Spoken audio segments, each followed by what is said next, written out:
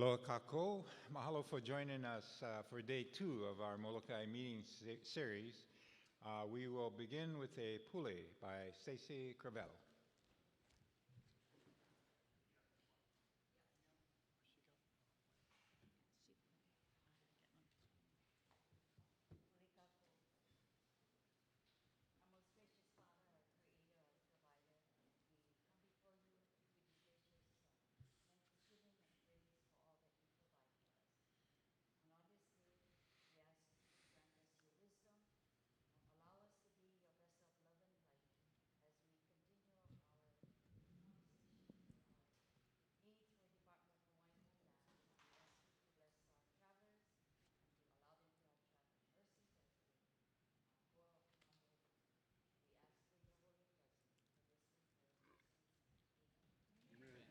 Amen.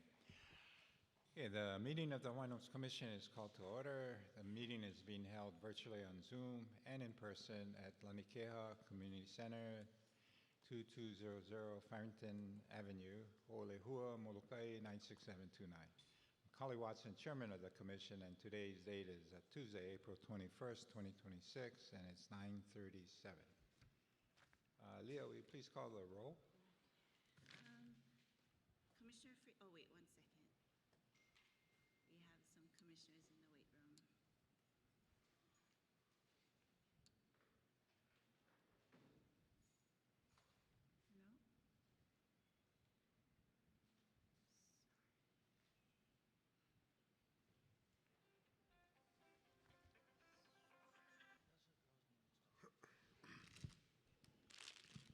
Okay, Commissioner Freitas is probably online and unable to turn on his video, but that's okay, we'll come back. Commissioner Kalekini. Aye. Commissioner Kalepa. Aye. Commissioner Kaniakua is probably online. Commissioner Lasua. Aye. Commissioner Marfil. Commissioner Namu'o, joining us by Zoom. Commissioner Ornelas is excused. Chair Watson. Here. 6 members present, we have a quorum. Okay. Okay, before we begin, we have a lot of appeal with us today. Lehua, will you please introduce your group?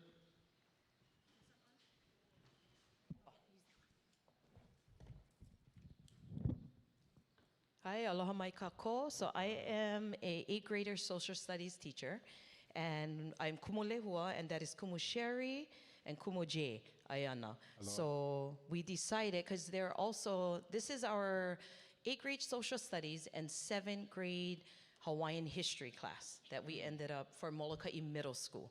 And we decided to, why not introduce them into hopefully some roles that they could possibly be in. We did go over branches of government where we went over that and the different roles for each branches. So why not bring them along to see how the process of testimonies and how a meeting go for DHHL. But anyways, this is our students from Molokai Middle School. Aloha. Did you give them a little bit of history on Hawaiian Homes Commission? We will. This is the start right now. Oh, okay.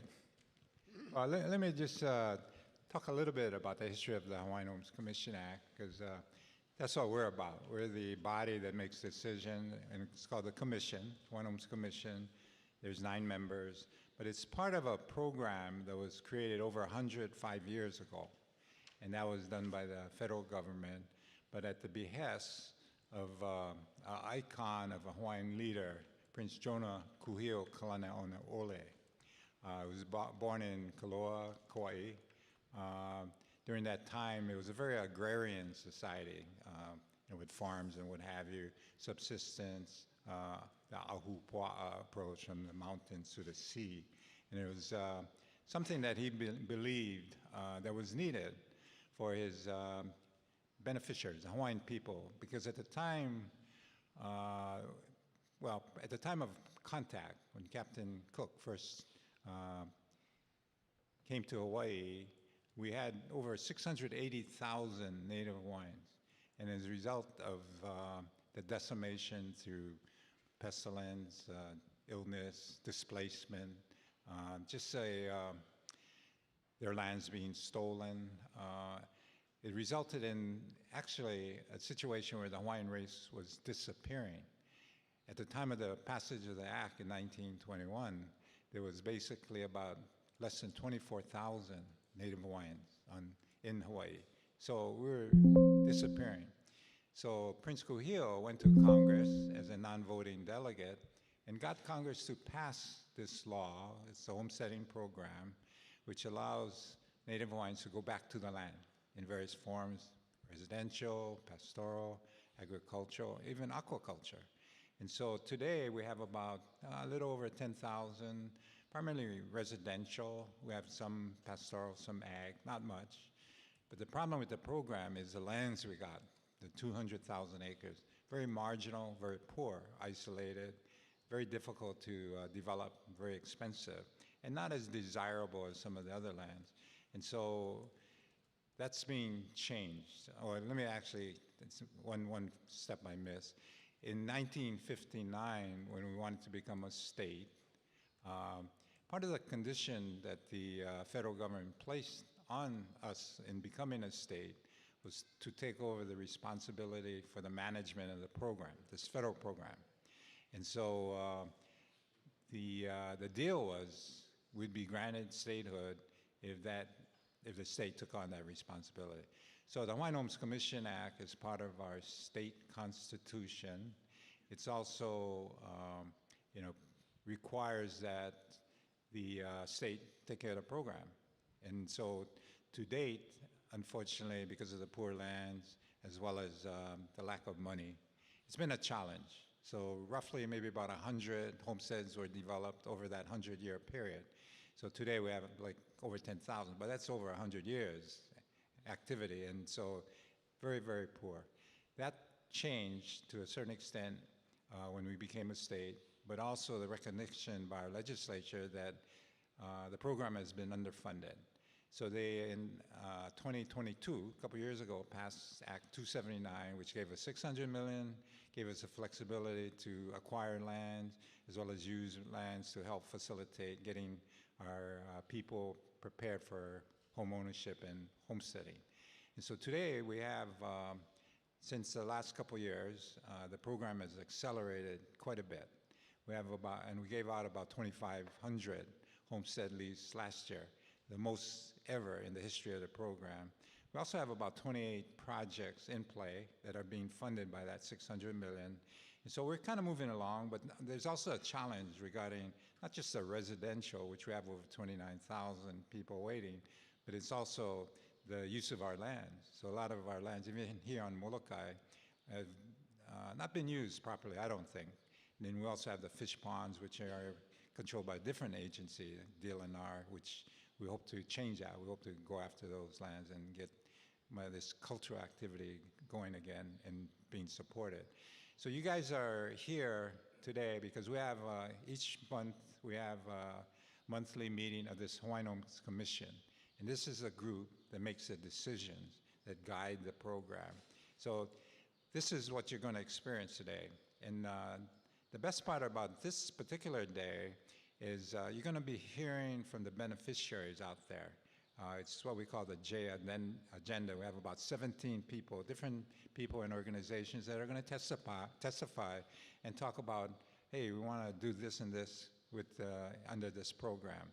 And so you get a kind of a taste of the desires of our beneficiaries and how this particular branch or commission will take a look at it.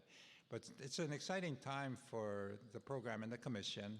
So do kind of understand what it's about, and then also do think about, well, how can I be a part of it?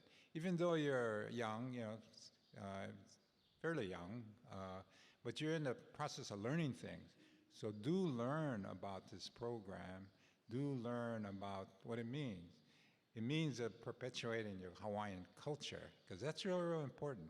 And that's what this program, we recently had the Merry Monarch, King Kamehameha, or King Kalakaua. His big thing was to perpetuate the culture through hula, to bring alive the stories as well as get the people excited. That's what we're trying to do by activating the homesteading program to create a legacy for different families so they can not only support their families, but their future generations. So this is a very, very important program. So do learn about it, and one day maybe even come and work with it. And if you're from a homestead family, recognize that it's a right, but it's also a privilege, and there's certain kuleana where you need to kind of take care of your homestead, keep it in good, management and good condition, but also take advantage of it. We do have the subsistence ag programs, and you can grow your own crops, you can raise livestock and all that. So that's your short history on the Hawaiian Homes Commission Act. Okay, with that, the commission. Thank you. Okay, we will begin this morning with public testimony, followed by the J agenda. The commission will recess for lunch at 12 noon. If there are any remaining J agenda items, the commission will reconvene at 1 p.m. to finish. Okay. We have the Aloha United Party first up.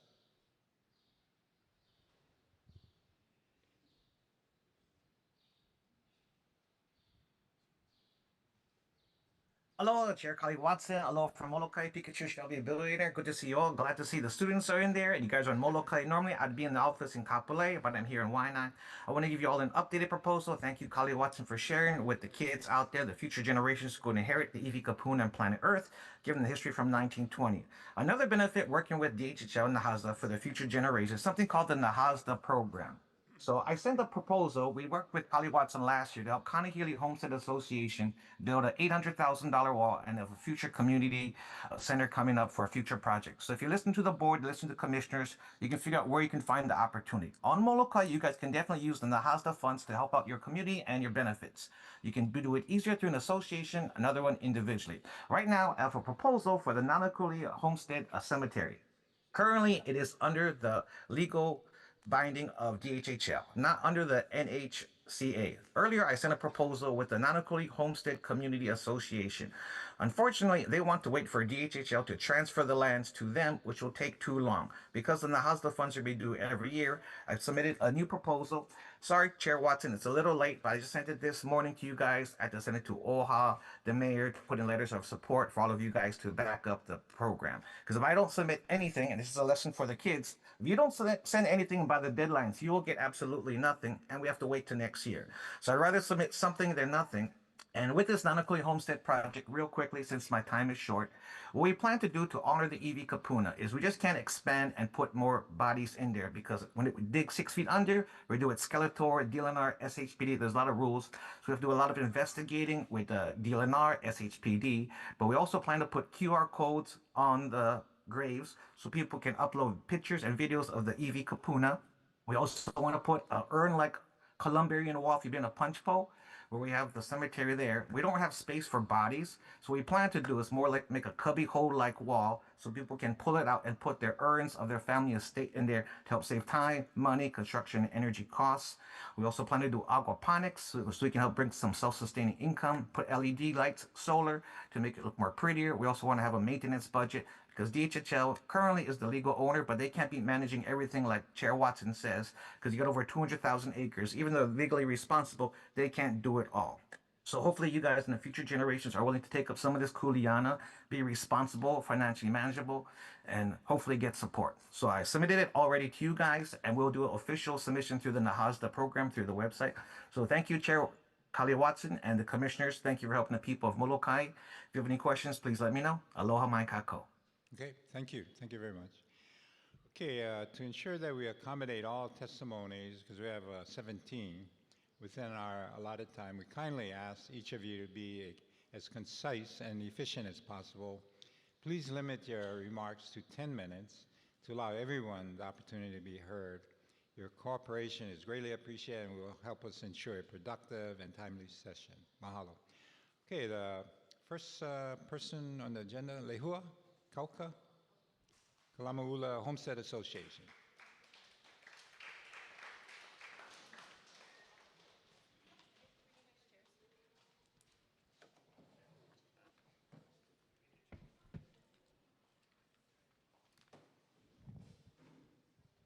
Aloha mai kako.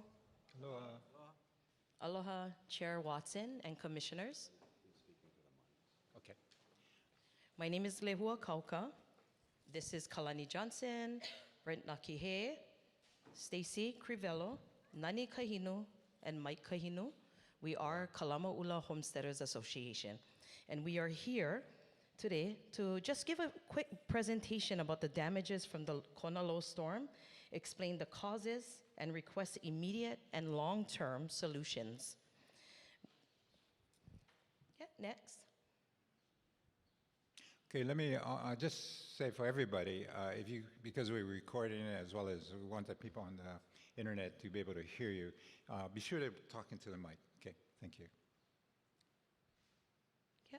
So anyways, our purpose right here as it shows, we're just gonna go over briefly, show damages, and we're not only presenting on behalf of Kalamaʻula homesteaders, we are here to also show the damages that was done for Kapa'akea as well as Kamililoa. Explain the causes and request immediate and long-term solutions. Next. Yeah, so anyways, right here, we just wanted to inform you guys the extent of the flooding damages, but the main thing is the urgent needs of our homesteaders. Of course, everybody knows it's ongoing infrastructure and the environmental neglect. So we really call for a comprehensive flood prevention and a recovery plan, and we're willing to work with DHHL to get this done. And these are the areas that we will be highlighting.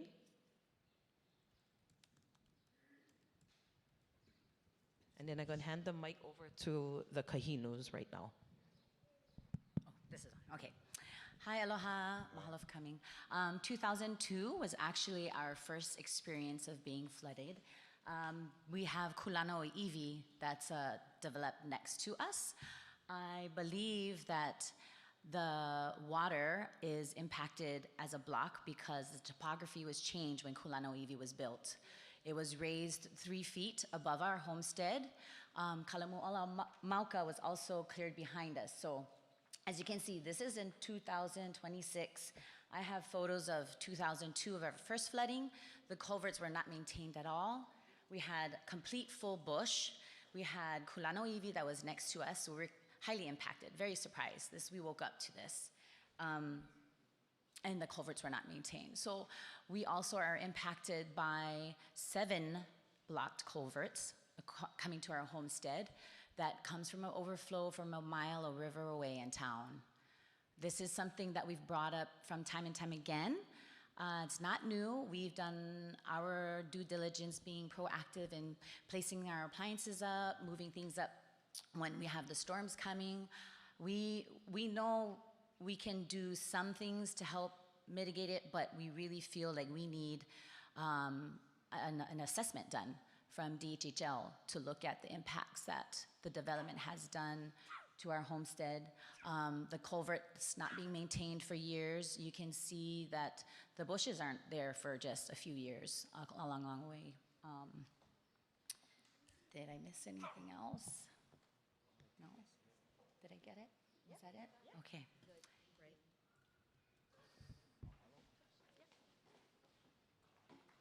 Thank you.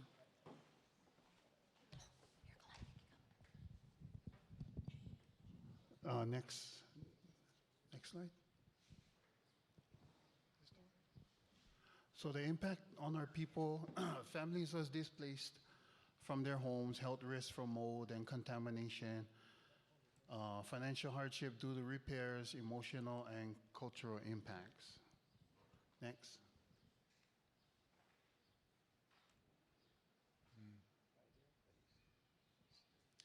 Okay, so the lack of drainage, basically we get these pictures, we know that you guys understand and know the problem already, so for these pictures and what we're talking about is just for documentation purposes to get it on record. There's a lack of drainage infrastructure, blocked and unmaintained culverts, overgrown or neglected drainage ditches, no effective stormwater management system, long-standing lack of maintenance, and inadequate culvert capacity. Next, please. Basically, you know, like I was saying, it's just for documentation purposes to be on record, insufficient capacity. Next. Chronic sediment and debris buildup. So basically on the Mauka side, there's a lot of deer damage that when it rains, it kind of goes into the river and it gets stuck right here by the culverts. Next, please. The improvement, one solution is to improve drainage systems. I'm sure you guys, the LDD is already working on all these things, but we just wanted to bring this up again to reiterate that. Next, please. Regular maintenance and clearing of channels and drainage ditches. We feel it's very important to continue maintenance of these streams as the buildup does happen during floods and rains. Next, please. Immediate infrastructure actions, basically to clear and repair or replace the culverts, restore and maintain drainage ditches, improve water flow in Kapakia, Kalamuula, and Onyali'i, Ahupua'as, and the last one is to establish a routine maintenance schedule. Thank you. Next, please. Okay. Aloha, kalamai. I don't like Aloha. sit down and talk. I rather my respect to stand and talk to you guys, Mr. Watson. Barach, mahalo, my name Kalani Johnston, fourth generation Hawaiian Homestead. Oh, Kalawai. My name Kalani Johnston. I live 789 Pond Place, Kapuaiva, by Coconut Grove. I had a last house going west on a south shore of Molokai. And every time, you guys know, the Mauka side of the culverts, when the thing get pili, the thing overflow, and they don't clean the Makai side of the culverts. I don't know why. My dad them used to work county. They clean them. They go inside. But maybe it was on partnership, you know, with my dad them, the old county boys and Hawaiian Homes. And when a water passes through the river, across the bridge, thing hit the mangroves, then the thing goes sideways, parallel with the ocean, and the thing come right in my beach house. And my yard was, I get 38-inch tires on my truck, so it was about 16 inches deep, the whole yard. So my front yard was just on big waterfall. I lost my refrigerator, my freezer, my washing machine, my dryer, like that, my welder. Lucky I catch them, put them up about 24 inches off the ground. And again, the thing start from Mauka to Makai, yeah? Everybody blame the deal of that in Kalamai if I offend anybody, but it's more than that. It's like cattle. Get Uncle Dennis them, they bust their okole. You know, they really work hard out. The only ones I see is Uncle Dennis Kamakana, who's my blood uncle. His wife is my mom's first cousin. Anyway, yeah, I look Hawaiian, but I have Hawaiian. And I kind of, if we can go Mauka, work our way back down Makai, because that's our ice box, right, Ach? Yeah, we take care of our ice box, and that's not only for me, that's for everybody. When we go holo holo, yeah, we get blessed, but by the time we reach home, maybe we get one stripe veke. My son, he don't understand the concept. I tell him, but giving is a blessing. Yeah, so we take care of kupuna first, and we farm. We live on very subsistent lifestyle. We shoot deer, we eat deer, grind meat, deer meat, deer burgers. I know eat cattle. I know eat beef for like about 4 years. Just taro, ulu, uala. You know, we grow our own, and we share with our neighbors like that. But our lot is a unique lot. It's again, it's the last one, the lowest one in Kalamola. In that's just on road, but now that sucker is about armpit deep. That's at the Allah's Road going up towards the main highway. And when the water comes from Mauka, like cousin Brent them's place, they get lickings. And if he get two sides river flow, he's stuck. He's stuck on an island. Yeah, Auntie Theodora's, we call him Auntie Theodora's River, then Uncle Booty's River, then I think come across the road towards us. And everybody, like Uncle Major them, you know, cousin Frankie Boy them, Hi'ile, Kakayos, their yard slopes, so when the water come down, I think pile up by my front gate, and my son went try to use one excavator and we bring in coplane to just burn up the driveway, yeah, for kind of 100 pot of water, but we need more help than that. You know, we're wondering if there's a way that we can bring in gravel for backfill inside that area instead of pour the whole, you know, that whole lot. Because I'm on fourth generation. That's for my tutu hele had that place. You know, from the first time they gave out the Hawaiian Homestead Act. Yeah, my tutu hele peloa. And my mom's sister, Auntie Hattie, she just in Hala in January. She just in Maka in January. She's right in front of me. My grandaunt, my grandmother's sister, Auntie Kawila, she lived right next door, and Brother George lived next door. I'm sorry, I'm running out of time.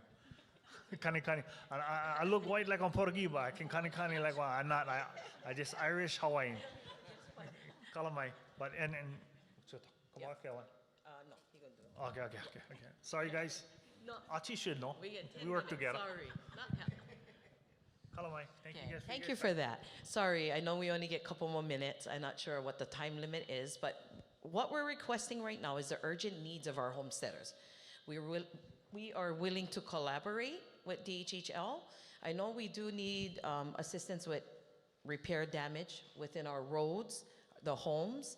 All we want is just support to make our homes safe and livable, yeah? Okay. We can go one more over. I kind of like you guys to look. Of course, you guys did see videos yesterday of our kapa'akea. So this is my family's home right here, the Pua'a Spencers. Every time when it floods, all these buses on their lot comes to mine. And this happens often. So the impact of it, and lucky thing, our Kalama'ula homesteaders, we work together, kapa'akea work together, we collab, whatever it is to get the job done, yeah? We don't wait, we just holomo and move forward. Okay, we're just going to slide through different, these are all supposed to be videos, but, oh, it is. And this wasn't even when the major storm, when hit at this time. I think 8 o'clock when another one came.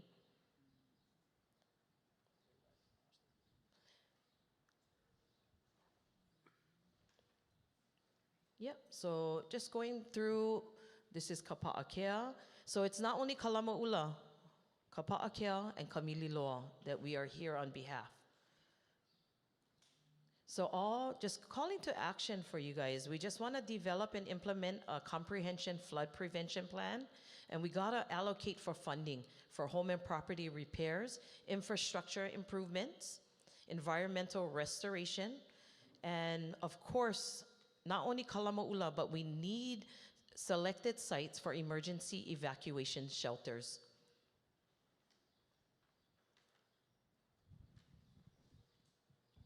Okay, so we're just going to wrap it up real fast. In February of 2026, you approved this plan. It's the Molokai Coastal Homestead Community Resilience Plan. And it was, the people you see here participated in the year-long planning with your department. And actually trying to put this together and having conversation, most of your strategies, solutions, and just about everything to restore Mauka and identifying many of the problems are right here. You paid G70 to put it all together. So we ask that you review it in your department and start implementing what was a real well put together resilience plan, coastal as well as Mauka to Makai, and the answers are here. We thank you, and any way that we can help to improve our whole island, actually, and especially our homestead community. Mahalo. Thank you very much.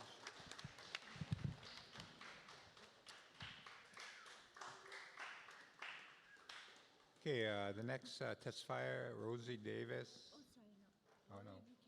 Oh, no. Oh, Laurie Buchanan. Rosie, guys. Yeah, Laurie, you're up.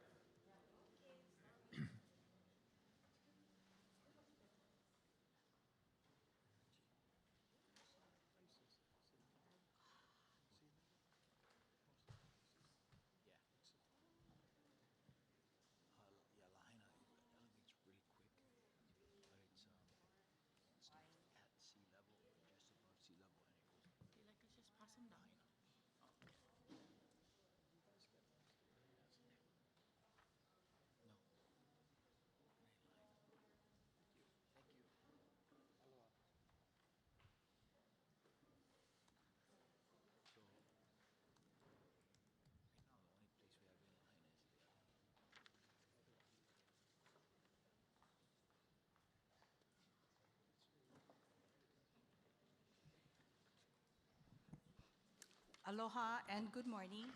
Aloha. Honorable members of the Hawaiian Homes Commission, Chair Watson, honorable members, commission members, my name is Laurie Buchanan. I'm a resident of Molokai. I am also a community advocate. I have a real job. One of them is to as the coordinator of the Molokai Maui Invasive Species Committee. I'm an employee of the University of Hawaii under the Pacific Cooperative Studies Unit. I wanted to share really briefly, and I'm sorry, 10 minutes, I thought I had 3, so I was gonna talk really fast and be kind of like rude, but anyway, I still gonna try burn rubber, okay. So, first thing I wanted to share with the commission is, and you might have seen it on the news, is that Molokai detected its first coconut rhinoceros beetle on April 7, 8, and 13. We now have 3 detections of coconut rhinoceros beetle on the island of Molokai. The first beetle was found, and this is why I'm here, at Malama Park, which is Department of Hawaiian Homelands. The second was found at Mahana Stretch, which is also Department of Hawaiian Homelands. The third was located or found at the Molokai Airport, which is surrounded by Department of Hawaiian Homelands. And so what I shared with you is a response plan. We're following that response plan as we speak since the first detection. And also with that, I wanted to thank, I hope David Bush is in here. David is not here. I wanted to thank David for being so cooperative in part of the response plan by the Molokai Maui Invasive Species Committee. Of course, the high priority is to protect our Neo Grove at Kalama'ula. As part of that response plan, many people on Molokai are not aware that we have been doing surveillance, monitoring, and trapping since 2014. After the first CRB was detected at Pearl Harbor, Joint Base Pearl Harbor, Hickam, in December of 2013. We immediately started trapping surveillance. Of course, we included Coconut Grove and other areas owned by the Department of Hawaiian Homelands. So we wanted to thank you guys for your continued support in protecting our species, our biodiversity on the island of Molokai. Ongoing is we have triggered almost like what I call an incident command, emergency response for the island of Molokai. It includes full-on, all-out, hands-on-deck response, trying to locate breeding sites, and if we locate anything in breeding sites, to execute chemical, mechanical, and manual removal of the pest species.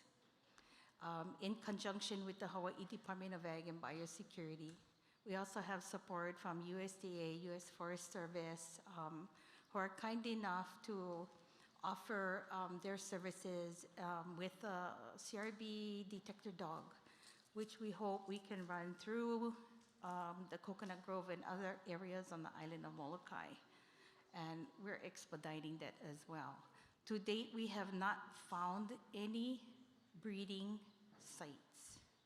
And to date, we have not found any additional beetles. One male beetle and two female beetles were found, and they were both dead.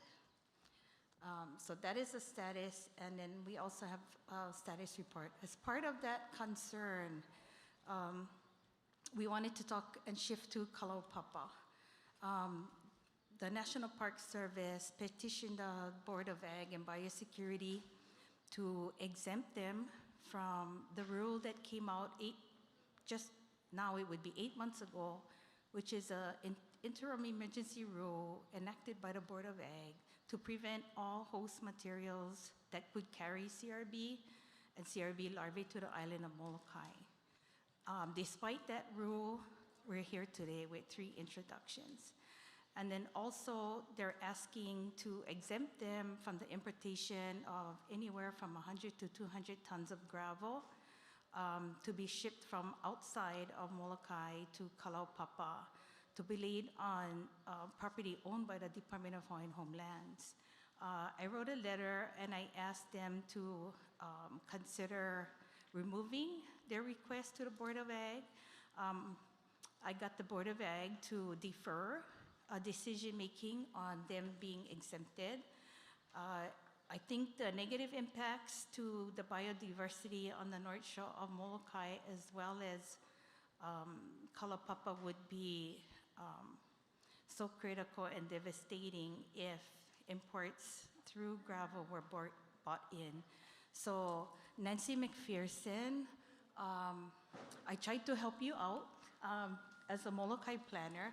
I made a packet for you because what I'm asking the commission to do is to support our ask in getting the Department of Interior and the National Park Service to not bring gravel in to Kalaupapa. And so Nancy, in support of you trying to write a letter like that, I've included a lot of background information that you can have. So I'll leave that with you. And then moving on, I don't know how well you guys are informed about the impacts of coconut rhinoceros beetle. So I bought a poster, and I'll give it to you. You can pass it down, and then I'll show it on TV. It clearly shows that all of these things, including kalo, banana, sugarcane, hala, are also impacted.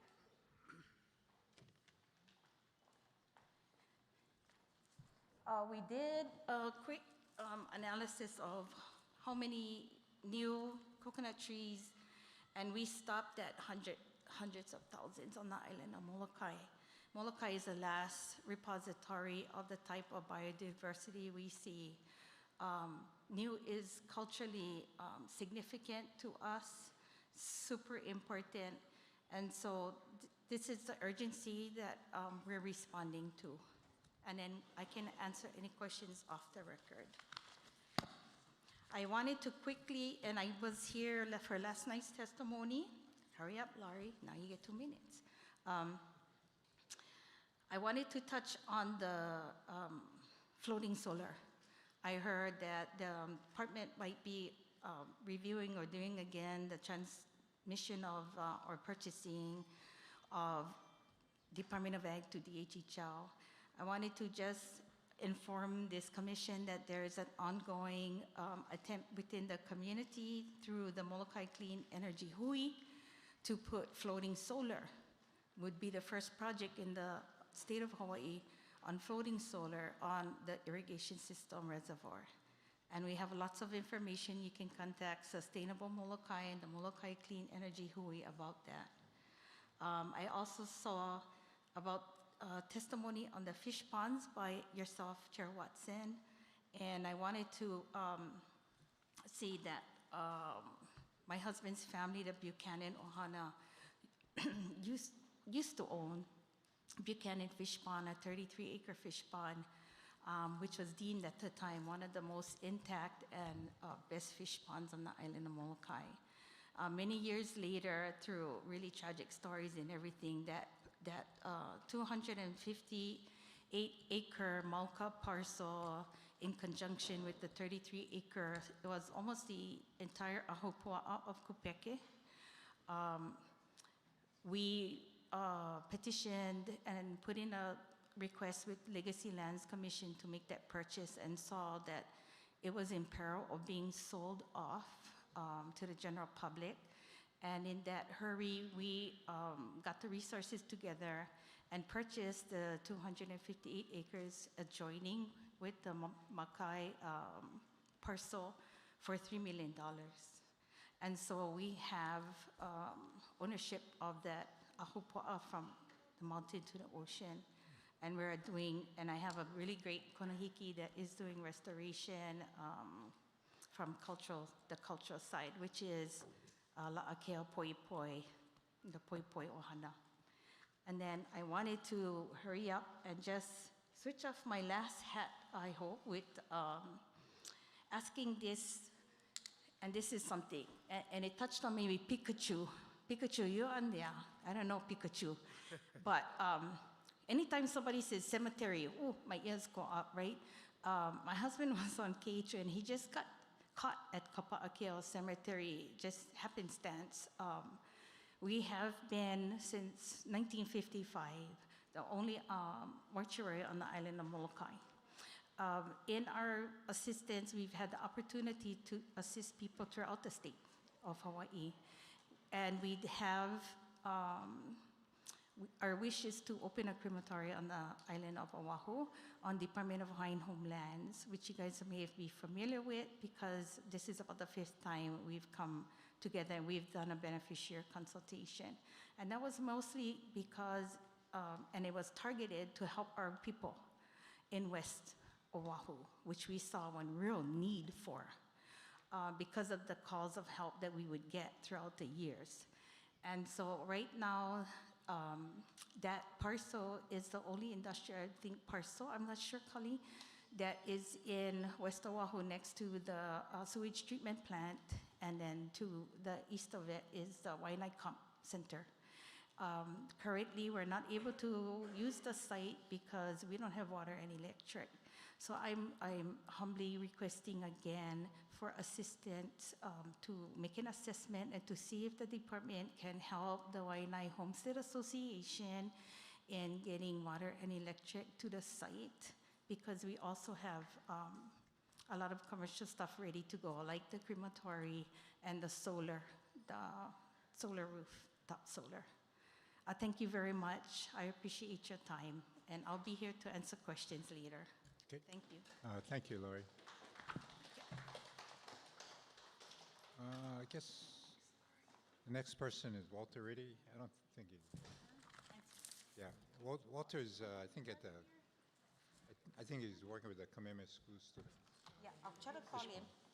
Okay, the next person, J6, Yama Kaholoa'a, excuse me. Kaholoa'a.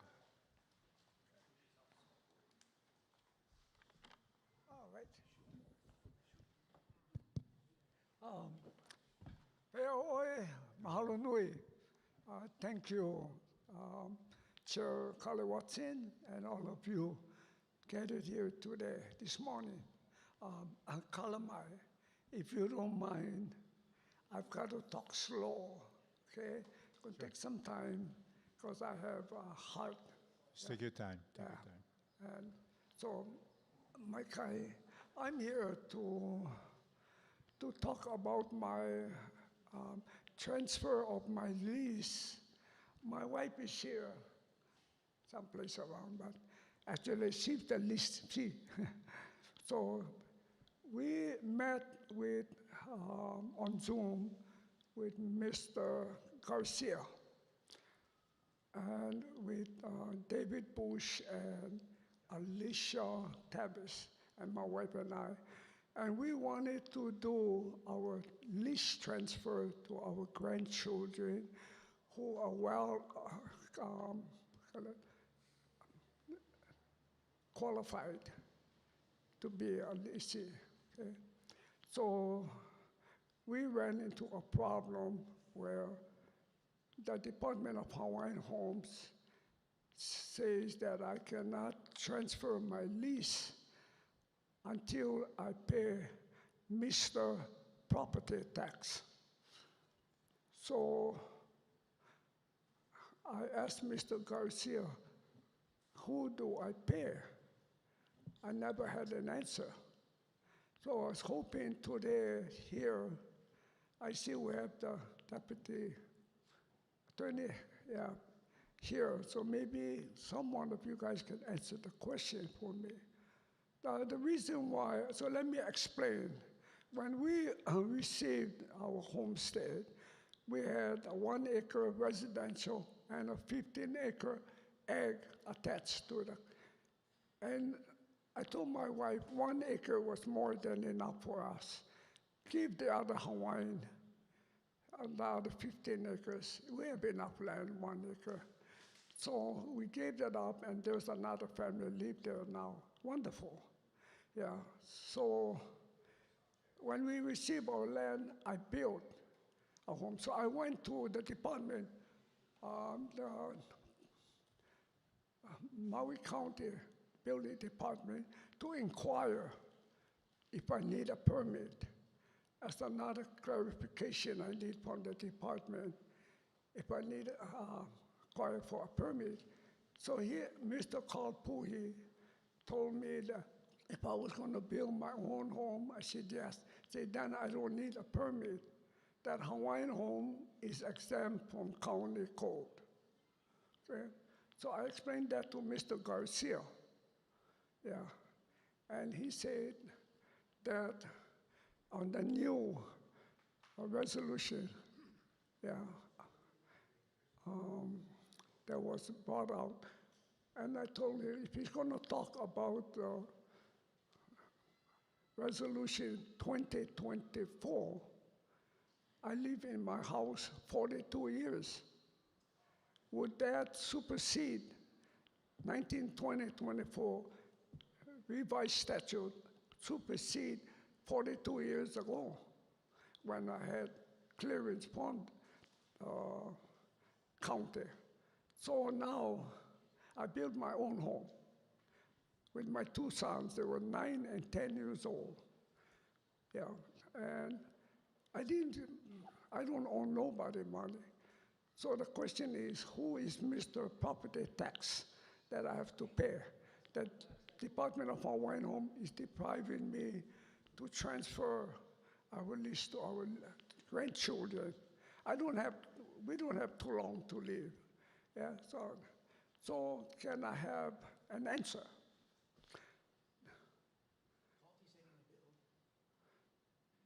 One, did you guys check on that? No. Yes, I can. I've already worked with Caroline. In fact, I was just speaking with her, and we've gone over the same thing. As Mr. Kaholoa indicated, there is a desire to transfer the lease. There is a substantial real property tax delinquency.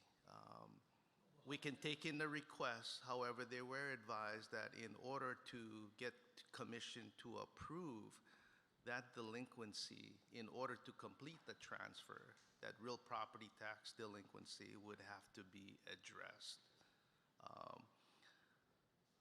Mr. Kaholoa indicated that neither the department nor the county has the right to assess the lessee's taxes, which we went over that and explained to the best of my ability that according to the lease and the act, the lessee is responsible for the real property tax following the initial 7-year exemption. Which act is this? Well, first of all, let me ask, have you indicated your grandchildren as your successors at a minimum? I cannot hear to Yeah, can you, did you designate your grandchildren as the successors to the lease? Hold it up, guy. Can you, you want to help him? Do you want help from this guy behind? No. He asking if you put Shanda on your successorship. Oh, yeah, my grandchildren, Thank you. yeah. Thank you. I'm sorry, I cannot hear you. No, I apologize. I didn't realize you didn't understand the question. So the question is, so who is Mr. Property Tax I gotta pay? Well, no, I want to take care of the more immediate concern. Should you pass away, and that's one of your concerns, have you named your grandchildren as a Yes, success? yes, Okay, we okay, got we got them that out of the way. Great. And they're qualified. They got at least quarter. I believe so, yes. Okay, okay, good. Okay, now the property tax, that's something that everybody is kind of subject to. I mean, you're not an exception, even though, you built your house 42 years ago, you have a 7-year exemption, then it kicks in. So everybody got to pay it, not just you, okay? So is there a way you can address that? What is the dollar amount? But for me, I'm not gonna pay. You're not going to pay it. I'm not gonna pay it because Okay, that you makes it tell hard. me why I have to pay somebody money that never do nothing for me. Furthermore, that's Hawaiian land. That's not county land, it's not state land, it's not federal government land, it's Hawaiian land. And that land was allocated, was given to me, through the rights of the Native Hawaiian, that we would apply. Okay? You know your lease, the one you sign, when you sign. Just to clarify, so- the wife is the lessee. Oh, your wife is the lessee. Originally, Yeah. Okay. So, I don't have a permit. I never got a permit. No, I understand the permit, So I'm that's ex- minor, but regarding the property taxes, if you look at your lease and have your wife look at the lease, Well, that's the catch. that's something you sign. That's the catch-22.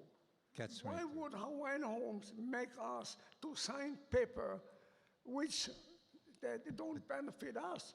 That the You get a government lease. weaponize us, Hawaiians. No, This you is get a our lease, land. $1 a year. Yeah, That's how you get it, it's your lease. I can help with that. I seen my grandma's original lease. yeah. I know. Right. Did your grandma read, or did your wife read the lease?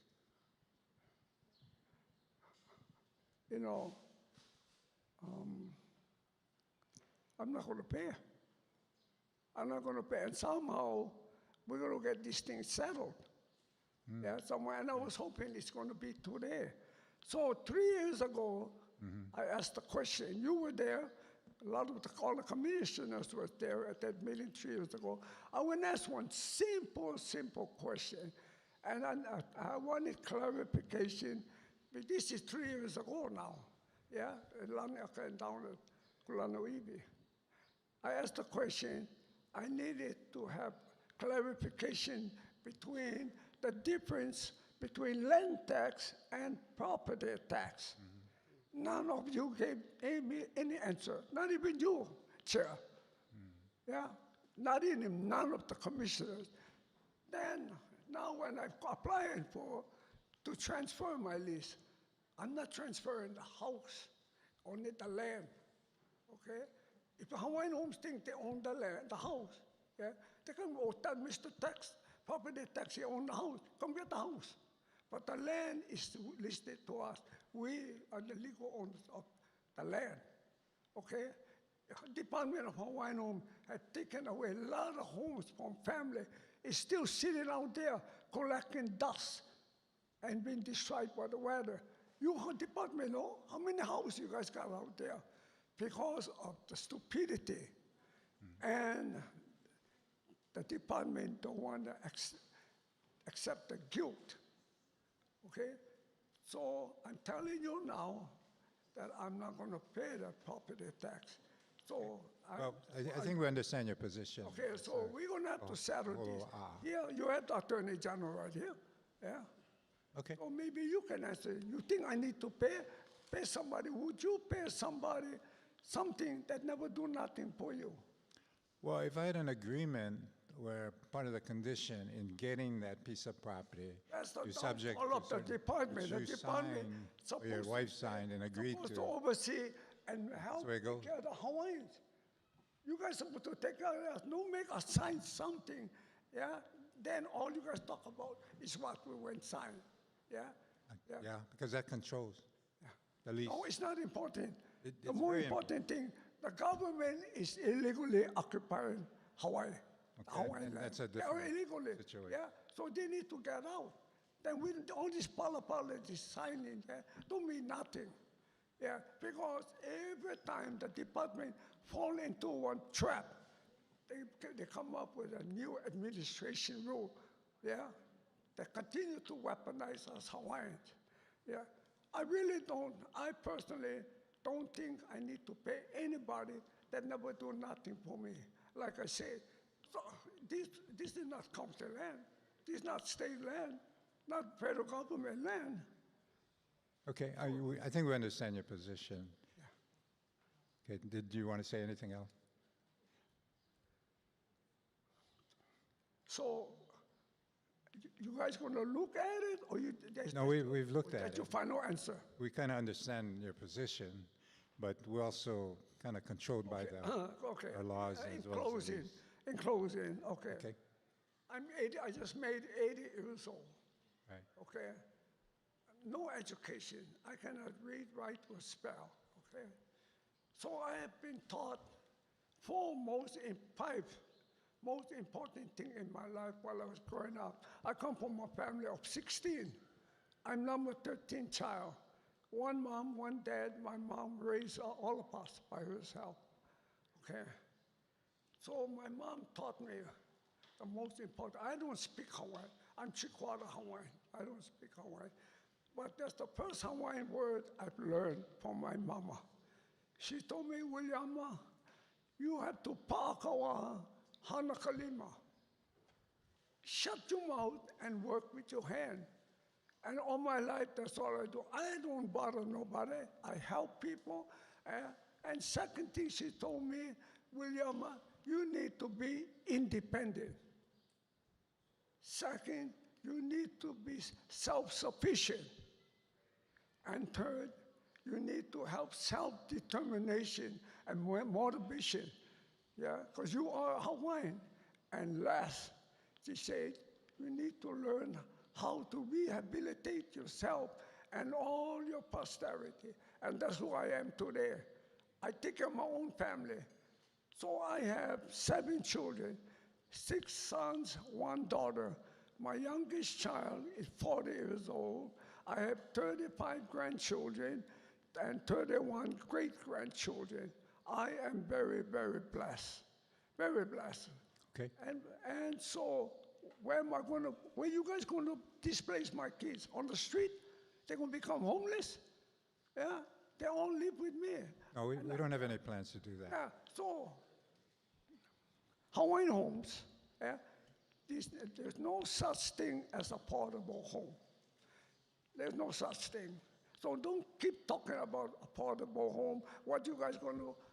A lot of Hawaiians, they got a lot of land over here, but they cannot build because they're weaponized by the department. Yeah. Anytime they build, property tax. Gotta pay somebody. The land out there, buried. Nobody there. Okay, Yeah. thank you, Mr. So that's the kind of stuff you guys do. And to hell with this pala, this signature. Put the Hawaiians on there. Yeah. Okay. And you guys got to go through all this housing thing where they're nowhere they're going to be able to pay for that kind of money, for that kind of home. Yeah. Okay, thank you. Thank you, Mr. Cole. Well, I don't know. No wait till I die now. I'll answer right away. Okay. Because I don't want my more punas and all my grandchildren suffer. No, Okay. I think they're protected in that you've named them as your successor. So should you pass away, it will go to them. Now, with respect to the delinquent property, No, I want is it there any program that we could maybe help this guy with? There is, and I advised the Okay. lessee, Mrs. Kaholoa, of the program. Right. And Program. Is that the Catholic Charities one? that's the Ho'omana program. Yeah, we're having a program where this is the Catholic Charities Church will help you with the delinquent property tax, actually pay it for you. So why don't you take advantage of that? Talk to Juan about it. Maybe we get a solution for you, guy. Okay? Is that only for me or for all the Hawaiians? Okay. Yes, ma'am. Can I say just one? Yeah, honey. Sure. Okay, so when we was having a hard time in the 80s, in the 90s, in paying our note because he had job, never had job. And so I almost lost my homestead. And then so the department came, like how you guys all come, and then we go through all the necessary thing, how we can be, what we can do, you know. So they asked me if I pay one whole year without missing, I wipe out your property tax. Okay. But they never did fulfill that. I called that person that, you know, please, can I speak to this person that called? I have it in my notes, but I don't have it on top of my head right now. But that's what he promised me, yeah, that the department is going to wipe out, you know. So You're with him. You're his daughter or different? So this is Mrs. I'm Caroline. Caroline. Oh, you're the. Lease. Oh, okay. Oh, you. Okay. So. You're so young looking. Oh, okay. But anyway, besides that, so where did that come from? Did it come from my own mind? Yeah. But the department promised me that. And then, so I found out that a whole lot of Molokai leases cannot afford to pay land tax. And then we hear some programs came up, but only some had the opportunity of clearing their taxes. Well, apparently the program is still available, right? It's still available, but again, it's subject to available funds. Right. It's being tapped into, so, Yeah. So you guys should. Yeah. and I've already, I should, you know. Yeah, it's not a 1-year thing. It's that you might be able to get the whole thing paid off. But you know, take I think advantage to of it. myself about, hey, how come the other islands, yeah, Hawaii don't pay property tax, Big Island doesn't, certain areas, Different. you charges, know, yeah. but we're all Hawaiians. Yeah, it's counties that set that tax. So there's an opportunity. Let's try, folks, try to explore it. And then if you do wipe that thing out, then we can do this transfer. So, work with Yeah, us. yeah, We're well- trying to look for a solution. I don't want to do me Yeah, doing I battle or just criticize wanted to- anybody. Say that, you know, that the department owe us for saying things that they never fulfill. No, I You know, agree. I agree. Don't say things and then. Well, I'm saying that there's this program that might be a solution to your I like situation. the old program, the one they So told me. try explore it. Wipe it See if we off. can help you. Yeah, rather than just a 1-year thing. Okay? Oh, I We'll work hate- with one. Okay? Thank Wait a you. minute, I don't like programs. Okay. I like answers. I like answers. So in closing, yeah, I find today we are losing integrity. Yeah. If we really look at ourselves, what is integrity? Yeah. So a lot of times we ask ourselves when we get through work, when we go home, when we go out, we ask ourselves, have I done anything good today? You ask yourself that question. And then when you come out of the shower, you go by the mirror, you wipe the mirror, and you ask that person inside the mirror, have I done anything good today? That person not going to lie to you because he knows everything about you. Yeah, maybe that's what we need to do. And in closing, in life, we all belong to something. I agree. And we also all belong to some place. And we also all belong to someone. Okay. But true belonging is not a requirement to change who you are, but definitely requires you to be who you are. And I am who I am. I made something out of myself that I've learned and took my mama's advice, okay? I didn't learn that in school, yeah? I love my mama very, very much. I have to try to be the best example I can for my mama every day, because my mama is always with me. And I would be disrespectful if I would, when I do things not contrary to what my mama wants me to be. I love all of you very, very much. Please forgive me if I have Don't worry said about it. anything to We hurt understand you, your yeah? frustration. And- So let's see if we can try to find a And, solution. and please help us Hawaiian. That's what we're trying to do. Please. Okay, thank you. Take care of us. Thank you, sir. Mahalo nui. Mahalo.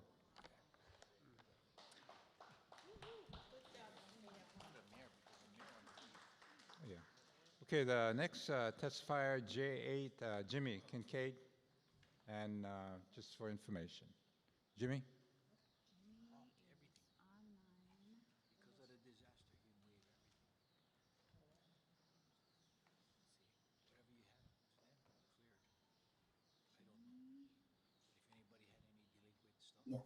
Good morning. Okay. Morning. Good morning. Aloha no.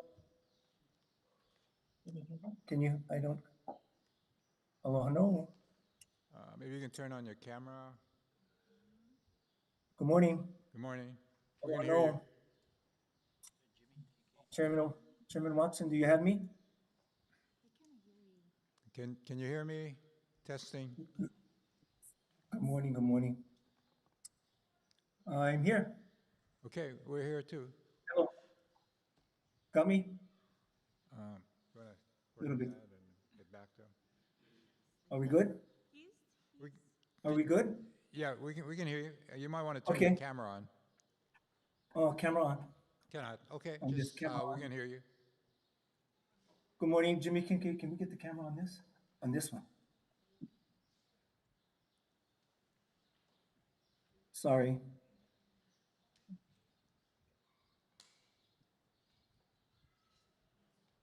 Good morning, Jimmy Kincaid here. Okay, we can hear you. Okay, here we go. There you go. Now we can Sorry, see I you. apologize. All right. Good morning, Chairman Watson and Commissioners. Jimmy Kincaid here, the Paukukala Hawaiian Homes Community Association. Hello. That's where I reside. My molelo this morning is I'm advocating for a couple things. I'm advocating for the waitlisters on the pastoral Maui list. I am a waitlister on the Maui pastoral list. My application to the department was in 1980. I selected residential and I selected pastoral. And at that time, Billy Beamer was the chairman at the time, so it was quite a long time ago. And in 91, I was awarded a residential lot. And at that time, I built a home because I selected, there were 10 lots that were available that were build your own. So I selected one, I got one, and I built my own house. So, let's fast forward like to the present time, 2026. That's 46 years that I'm on the pastoral list. So I'm now, what I understand, my current position on that pastoral list is like number 7 or number 8. So there's like 5 or 6 waitlisters that are ahead of me that I'm advocating for them to like try to move the needle so that they can get there. So I move up the list and I can get mine. And I'm just wondering, are there any properties, pastoral lots that are available to disperse, to award to the pastoral waitlisters? So it's a rhetorical question, but I'm 46 years on the wait list. I'm 76 years old. I would like to try to get a lot to like build a home for myself and my family. So with that being said, I just wonder if there's any land inventory available to make disbursements for the waitlisters above me, myself, and the waitlisters below me. There doesn't seem to be much movement on the pastoral side, Chairman. So I just thought I'd ask Jimmy, to what see if we wait list are you on? Which island? Maui. Maui. So, not sure if there's can be any movement on that at all. I know that I have to be transparent that I believe in 1998, 97, and I do have some documentation on that, that I was offered Kahiki Nui. And at that time, you know, I was an active contractor, and I was too busy to like take that award and put the time into it that it would deserve. So I deferred on that award. Just give it to somebody who could put the time and energy into it. At that time, I was still young and still active in my construction business that I couldn't give it the time it deserved. So that's kind of where I'm at today on behalf of that association. I'm also advocating for the Wai'ohuli Makai property that I believe a group is putting together, that advisory council. It's like 4,700 acres of property at Wai'ohuli, which it's on the south side. I don't believe it's on the Maui planning because the property was just taken back recently, so there's no plan for it. But this group is advocating for a development out there. So that's really all I have today. And if there's any kind of feedback that the commission, the department can give me with regards to moving the needle on pastoral properties in Maui, I certainly would appreciate that. Okay. Okay. Okay, thank you. Thank you. Thank you.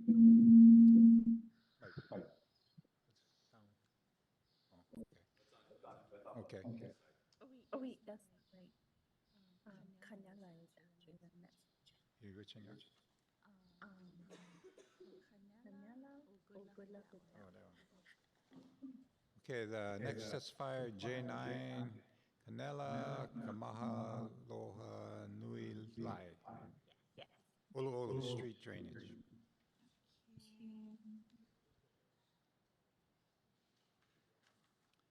Get my U10.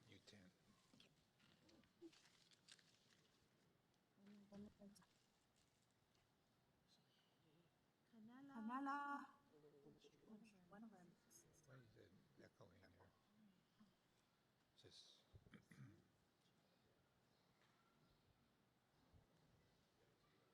Hi, good morning. Good morning. Okay. Good morning. Okay. Aloha Chair, board members, and members of the community. My name, oh, sorry, could you? Thank you. My name is Kanela Kamahalunilai, and I am here on the behalf of Pono Olu Olu. We are a grassroots community advocacy group and hoping to share the voices and concerns of those that are DHHL beneficiaries, both that are currently living in Waimanalo and those that are still on the wait list who continues to be affected by land use decisions involving Hawaiian homelands and the surrounding areas. I'm here to raise urgent concerns regarding drainage impact and ongoing construction activities near the Oluolu Street connected to the TMK 41008:008 and the Hui Mahiai Aina and the Mahiai Developer LLC Kauhale Development, which was approved on February 13th of this year for a direct lease, which started the intensive construction on that lot. Let me be clear from the beginning, this is not in opposition of houselessness or housing. We are requesting and doing a hope shot for lawful, proper permitting, and also trust responsible development that does not harm existing DHHL beneficiaries or surrounding community. Right now, residents along Olulu streets are experiencing real and ongoing impact, altered drainage patterns, increased runoff, and conditions that raise serious concerns about flooding, erosions, and long-term land stability. These impacts have directly tied into construction activities occurring on that subject parcel. Even if the project is proceeding under the governor's emergency proclamation, the authority does not remove the legal obligation or the trust responsibility. It does not override the Hawaii Homes Commission Act of 1920, any environmental review requirements, any county drainage or grading standards, or any fiduciary duties owed to the DHHL's beneficiaries. These lands also exist in the framework of ceded lands, which is still held in the trust for Native Hawaiian beneficiaries and not those that the state of Hawaii claims as Native Hawaiian to its own identity. The trust carries a legal duty to protect beneficiaries and prevent harm. And case law's reinforcement in these principles was the Ahuna versus DHHO, which confirms the state's fiduciary duties to beneficiary. Pele Defense Funds versus Patty protects the trust and the public land interest from improper use. And OHA versus the Housing and Community Development Corporation of Hawaii, reaffirming that the ceded trust resources cannot be used in ways that undermines the beneficiary rights. Together, these authorities establish a clear rule. Even under emergency conditions, the state and its agents cannot bypass trust obligation, environmental laws, and harm protections. What is occurring on Ololo Street raises serious concerns. Altered drainage flows impacting surrounding homes, increased runoff, erosion risks, and possible failure to fully mitigate stormwater impact. Potential deviation from approved grading and drainage plans. In addition, there has been significant vegetation removal on the sites, including 25 papaya trees and 1 avocado tree. Waimanalo's full focus is food security and food sustainability for our communities and those around the states. These trees were a part of an original site and natural drainage, windbreaker, or soil stabilization. Residents are concerned for all of these removal of the vegetation has reduced natural water or absorption, increased surface runoff onto neighboring property, and contributed the soil stabilization erosion impacts now experienced. We are asking that DHHL will help with immediate halt of the development activities until all permit, environmental review, drainage compliance, and grading approval under the HRS Chapter 343 are fully verified, especially since it has been videoed that the dirt that is being used at that site comes from a different community in Mililani. We are asking for full remediation to ensure conditions meet the HHL beneficiaries protection standards under the Hawaii Homes Commission Acts. We are also asking for the removal of approximately a 4-foot retaining wall that is lining the beneficiary DHHL residence home and this TMK as well, and restoration of the affected areas that this TMK has put 12.5 feet of dirt to lift the land that is there. Honolulu and its residents is also requesting reevaluation of the site design, including consideration of relocating the roadway. They are actively making a roadway which is aligned parallel to the beneficiary's backyard.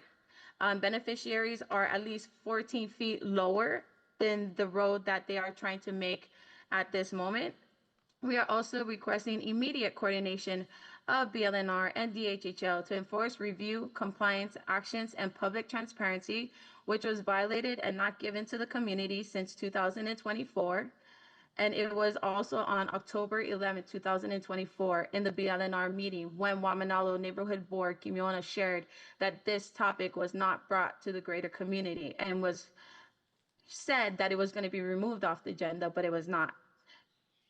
In closing, this is not a request to stop housing, to stop the help of houseless individuals. This is a request to ensure housing is built correctly, lawfully, and without causing harm to people who are already living on trusting lands. Beneficiaries should not bear the burden of alternative drainage, vegetation removal without mitigation, unclear permitting, and incomplete compliance. If the law is being followed, it should not withstand full review. We are also asking for accountability and transparency. We are also asking if DHHL Commission will continue to add Pono Oluolu onto your agenda for future conversations, mediations, and as well as updates relating to this parcel and also the drainage that is happening, because there is a lot more Oluolu residents that has a lot of more immediate direct impact that would need help and guidance on which way they can get services. But I yield my time to my counterparts that is here as Pono Oluolu. And I'm not here representing anyone else but Pono Oluolu and myself. Thank you. Okay. Oh, second part. Okay, go ahead. Go ahead. Aloha, my name Aloha. is, my turn? No.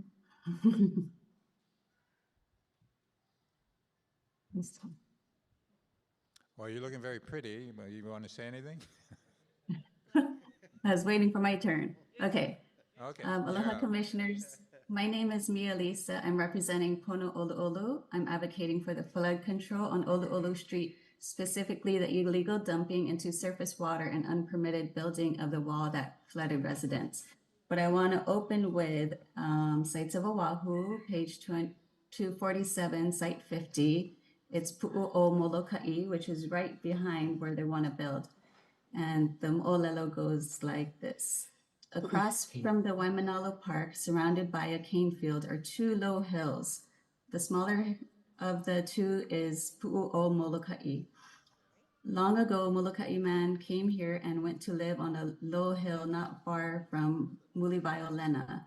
The reason for his coming from Molokai to Oahu was forgotten long ago, but others followed and dwelt with him.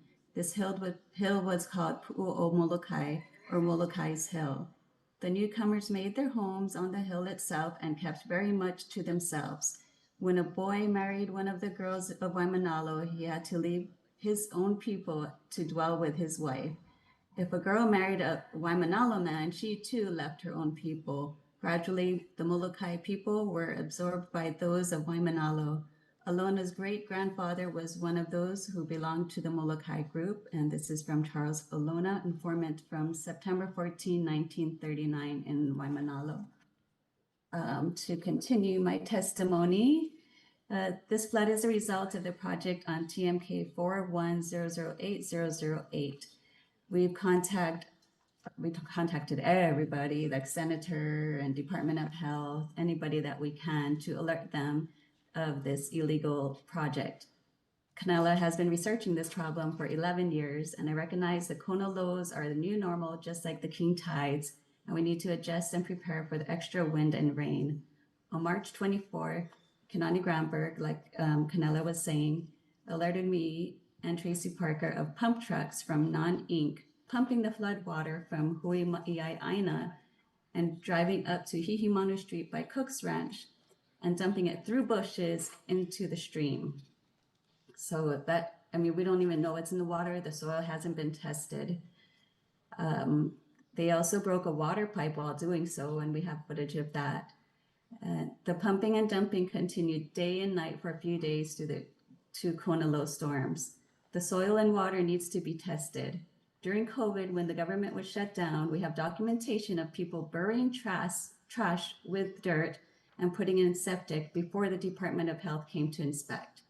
And the current and the past emergency proclamation is irrelevant because there are no permits. The ones they had expired after 60 days. The concern is the sediment or contaminants that were dumped contained spill of heavy machinery, septic, porta potties, and dangerous chemicals, and that trash that was buried. This project also encroached on agricultural land, and they're just kind of pushing out this one agricultural space owner. They expanded it 10 more feet so they can move more of their houses over to the higher ground. And I believe that they're just going to be transferring the old houses to the new space. And they already have a plan of building new houses, so that's not necessary.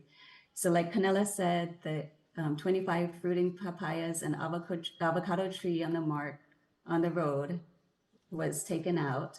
And currently on the path, the road that they're gonna be extending on, they're taking out ulu trees. Residents of the Mauka side of Olu'olu have been suffering from flooding. They built a 4-foot wall, which will be a road. All that is holding up the sediment is a 6-inch wide wall. There are drainage holes in the wall, and the water for decades flowed from Olu'olu Street through the yards towards Molokai. Excuse me. Your time is up, so we have a bunch of other people who can testify. You want to? We'll give you a minute to just wrap it up. Sure. Go ahead. So there was no EIS or AIS or geotechnical survey, so all of these needed to be done ahead of time. And it's one of those situations where they ask for forgiveness rather than permission. And I want to know how this is going to affect Molokai if they're building up and there's going to be more drainage and erosion towards Molokai. This project needs to be halted and remediated to its original sea level so the water flows naturally. essentially as beneficiaries, representatives at DHHL, please take care of the existing residents first. Mahalo. Okay, thank you very much. Next, Kalamai, I have the kupuna here with you that wanted to testify. yeah, you guys, 10 minutes is up. I'm sorry, we got to move on. Thank you. Mind letting me to Kalamai? May I testify? Okay, you got 3 minutes. Mahalo. Olumai Kako, Department of Hawaiian Homelands, Commissioners. Forgive me if I'm not able to address all of you accordingly. My name is Louisa Ke'ave. I reside in Waimanalo, 96795, supporting Pono Olu Olu. I'm a voter, a beneficiary on the HHL waiting list. My testimony pertains to the property of Hui Mai, located on Hilo Street off of Olu Street in Waimanalo.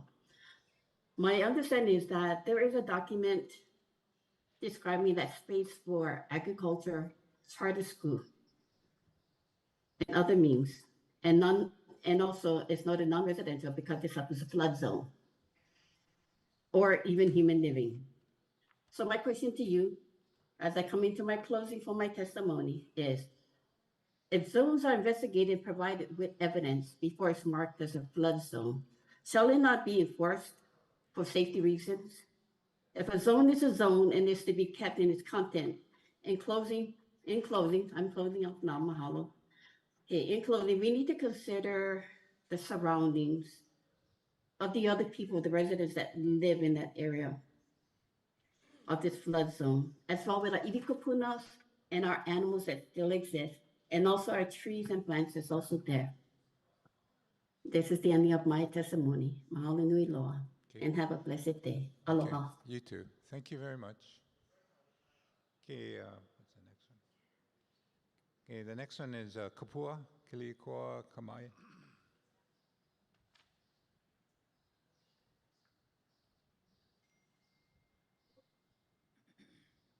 Aloha.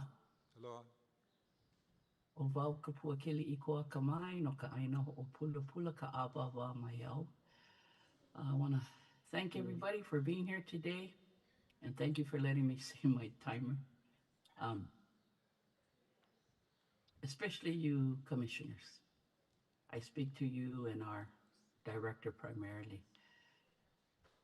You know, as the Molokai, or excuse me, as the Kupuna spoke earlier today regarding our objections to paying property tax, is it in the Hawaiian Homes Commission Act that we pay property tax? Is the federal government in our state, in the fake state constitution, are they exempt? Is it stated that they must be exempt from paying state property taxes? I, like the Kupuna, I believe many others, we appreciate this land. This is our land. This is Hawaiian lands. Fortunately, our Prince Kuhio was able to get the Congress body to set aside these 200 plus acres of land. And Kali, I do want to thank you for increasing the Hawaiian home acreage, even today, as this month, as we've talked about Kauai Kai. But really, if the federal government can be exempt with all of the lands that they've taken, the state with all of the lands that they've taken, the county with all of the lands that they've taken, why should we have to pay? I think we need to look into that, especially as Hawaiian home, beneficiary, residential, agricultural, pastoral, and now, what do we call it? Unmanaged lands. When it comes to using our lands for the purposes that Prince Kuhio set it aside for, we should be exempt. I think the commissioners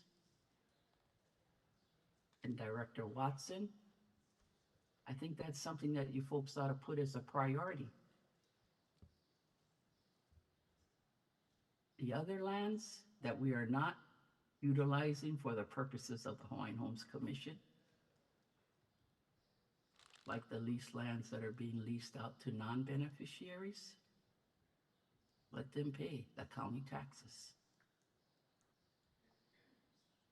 When it's leased out to a non-beneficiary, let them pay the full taxes. And that would compensate for what us beneficiaries are asking for. Because we have a lot of lands that are used by non-beneficiaries. I'm not a legal person. I'm not a litigation attorney. I have none of the wherewithal that you, our director, does. But I'm sure that if you and our commissioners and many out there that are listening were to give it thought, I think you would recognize that there's some sense in what I'm saying. It's just how do you argue the sensibility of us not having to pay taxes when non-Kanaka, Apau, are not paying taxes. So please consider that, because the federal lands is valuable lands. Let the fake state chase them for taxes. Thank you so much for that. I also want to say I really thank our technicians for providing this Zoom, something that only came about through COVID. And fortunately, it's still here. But I have a hard time keeping up with what's being said in this meeting and in others. And I have a hard time finding pieces of information in our agenda and the package this month, over 1,000 pages. I know in many other arenas, state, county, private organizations that run Zoom, the closed captions is available. The transcript is available. And then referring to the packages that are normally hundreds of pages, again this month, over 1,000. How do I even find something without scrolling through hundreds of pages? So if our technicians have the ability, I would like to ask for that transparency, especially if it's part of the package that the department already pays for utilizing YouTube and however we get it, PDF, it's not PDF, but website, those links. You know, I don't have any of those skills. For me, a lot of things, each time is like the first time. When I have to do something, unless I do it every day, and there's very few things of community that I do on the daily basis, that I can do it real quick. So it takes me a bit longer. So I would really appreciate it if I could have more transparency, even with the audio. You know, thank you, Director, for asking people to speak into the mic. For us, it's important to hear our commissioners as well as the beneficiaries or those individuals that are there to testify. So I wanted to make mention to that. I also wanted to speak to our,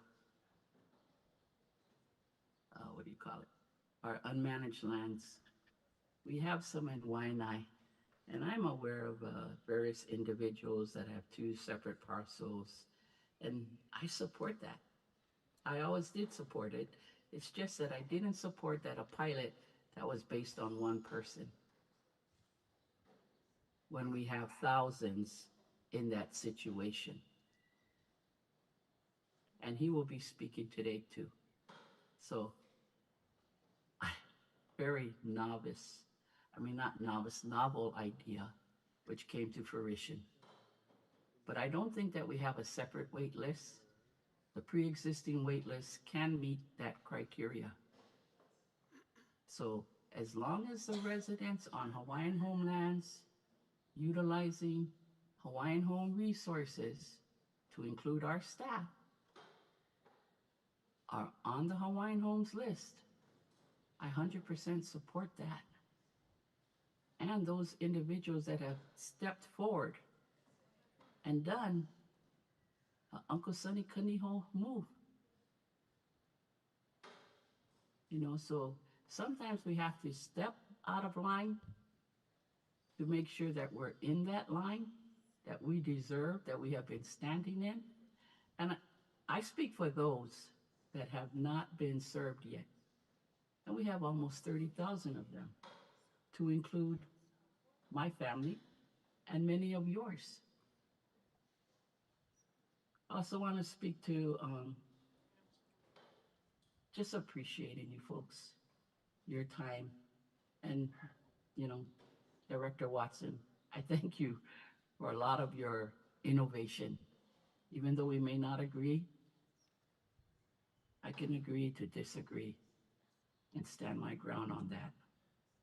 And again, I want to thank you all. Have a blessed day. Aloha. Aloha. Thank you very much. Next testifier, J11, Jeff Gilbreth, Hawaii Community Lending. Aloha, Commissioners. Aloha. Mahalo for that. Oh, you can hear me okay, Kali? Yep.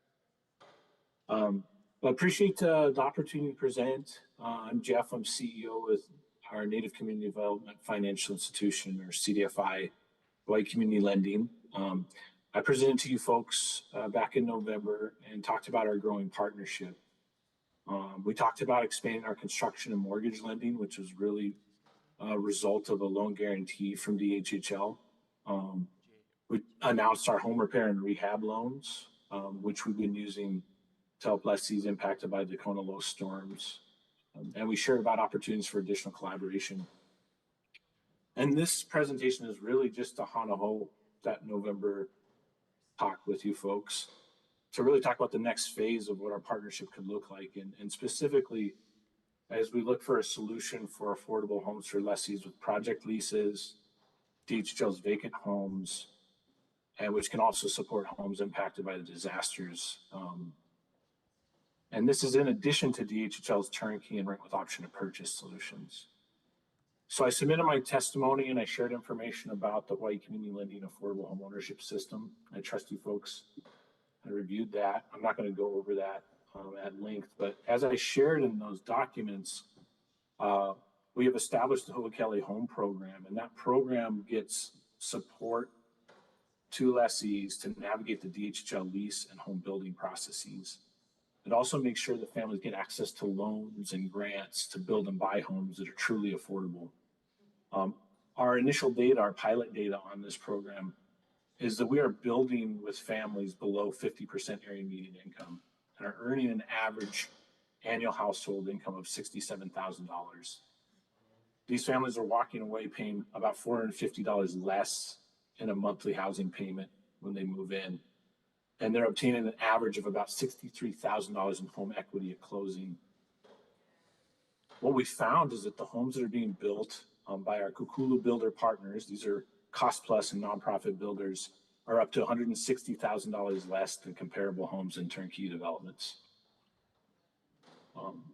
What was shared with you is a strategy to scale this solution. I think we have an opportunity to really focus on those project leases, DHHL's vacant homes, to turn these into affordable opportunities for families. But this is going to take deeper partnership and relationship with DHHL and HCL to scale this solution. So I come here just to ask for the Commission's help on a couple things. One, the system requires that we increase DHHL's loan guarantee cap. And by doing so, we can attract private capital to fund low-cost mortgages. So DHHL's loan guarantee has helped our financial institution attract $35 million in private investments. And we're turning around and making zero down mortgages under 5% to families on the wait list. This guarantee is also used by USDA to make their 502 direct mortgages. It's also used by Habitat for Humanity for their loans, but the guarantee is limited. So DHHL currently has about an estimated $72 million in loan guarantees committed, and they're capped at $100 million in total outstanding guarantees. In the past, the cap was $50 million, and then when the need increased, the guarantee cap was increased by $100 million. And this all can be done by the state legislature.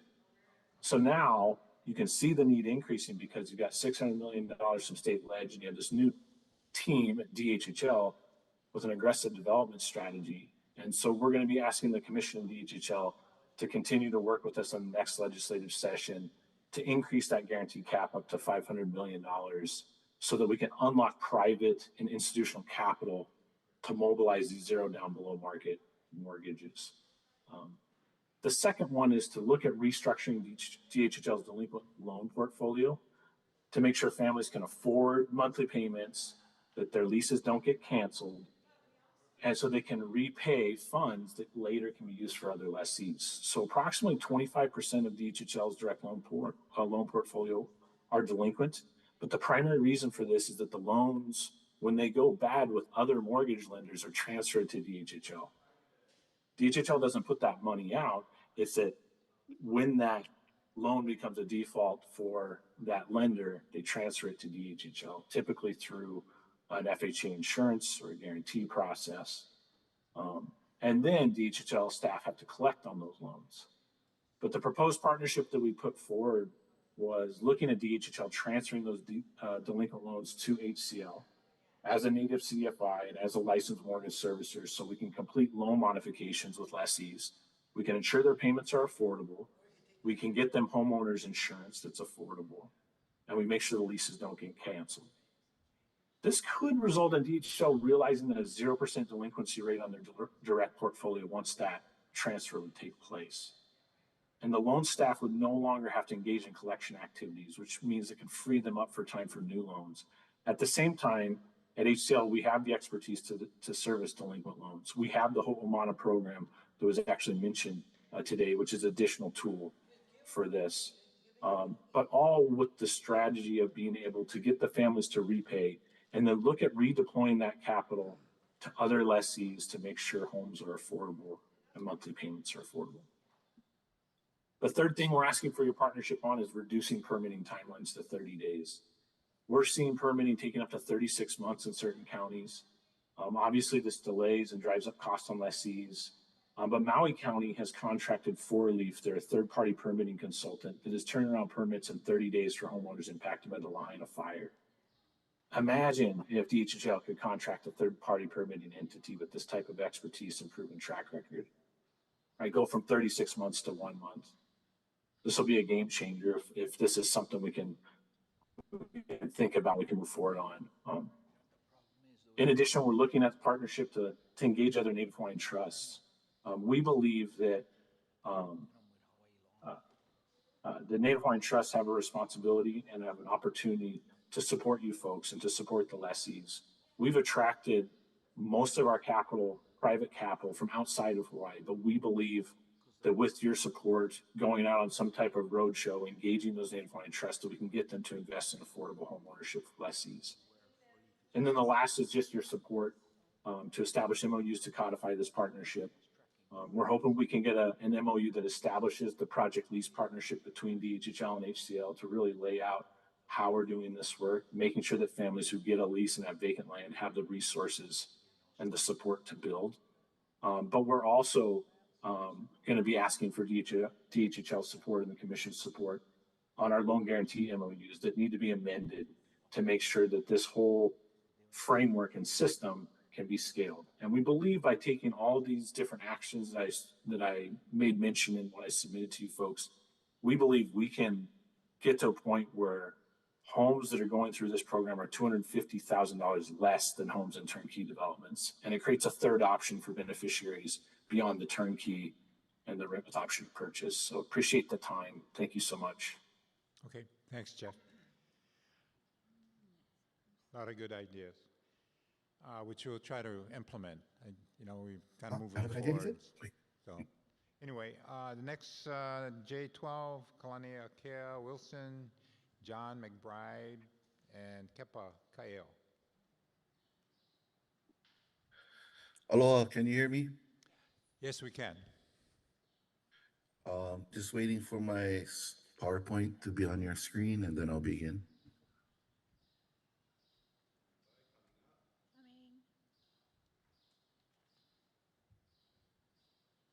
Not on, bro. Stop the time.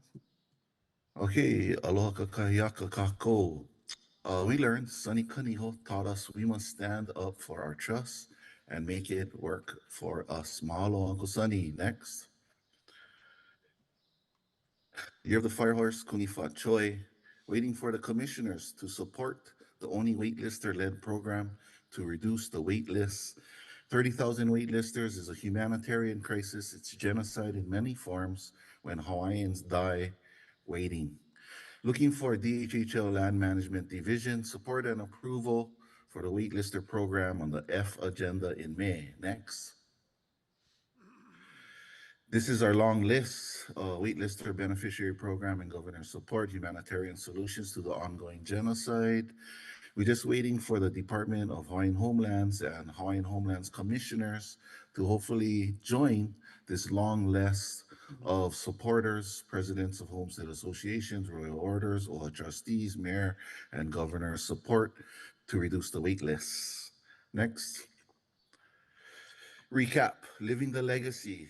This didn't begin with us. It began with OHA trustee Louis Ha'o, Commissioner Wali Ishibashi, Commissioner Herring Kalua, President Pat Kahavaio Loa, and commissioners in 2026. Today, we want all of you to jump in. We submitted plans for the Humu'ula Mauna Kea access with Joby, Masagatani, the Aila administration, and now the Watson administration, and we're still waiting. The assignment was to submit a business plan for C1, and we submitted, the reason why it's so long is because we submitted the Aina Mauna Legacy, Mauna Kea Management Report, Mauna Kea Cultural Report, which I read through every single page and created our business plan built off of the foundation of research that was done before us. October 23rd, 2025, business plan was accepted, date time stamped. Communicated 1/3 approval we should share, and that's why on the videos, beneficiary consultation in Waimea and Keaukaha, we said share, share, share. That's the best thing to do. Mauna Kea is big. November 2025, I guess an employee asked the Waimea Nui Homestead Association to also submit a business plan. 2025 December, Neil Hannes receives 500-acre parcel on Mauna Kea to do core reforestation.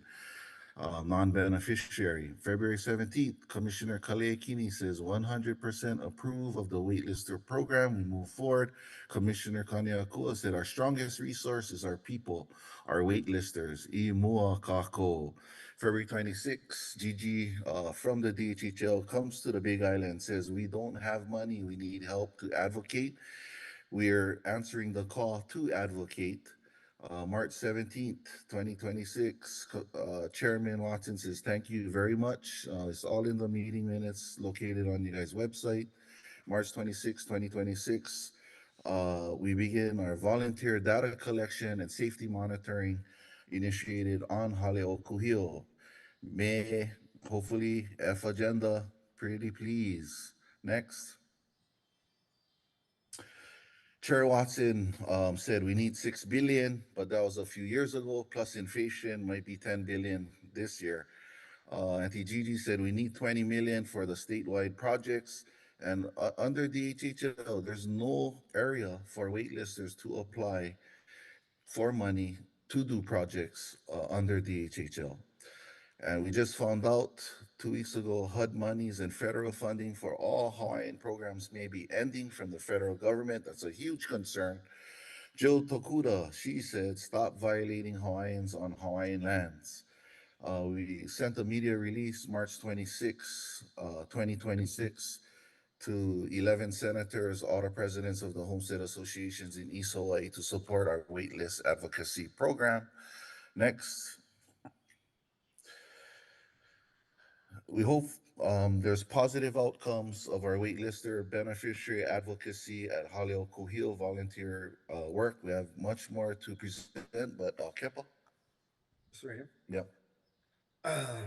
So a little recap of this past month, a few weeks. So over 50 plus visitors we helped support as they stopped. They looked for multiple things.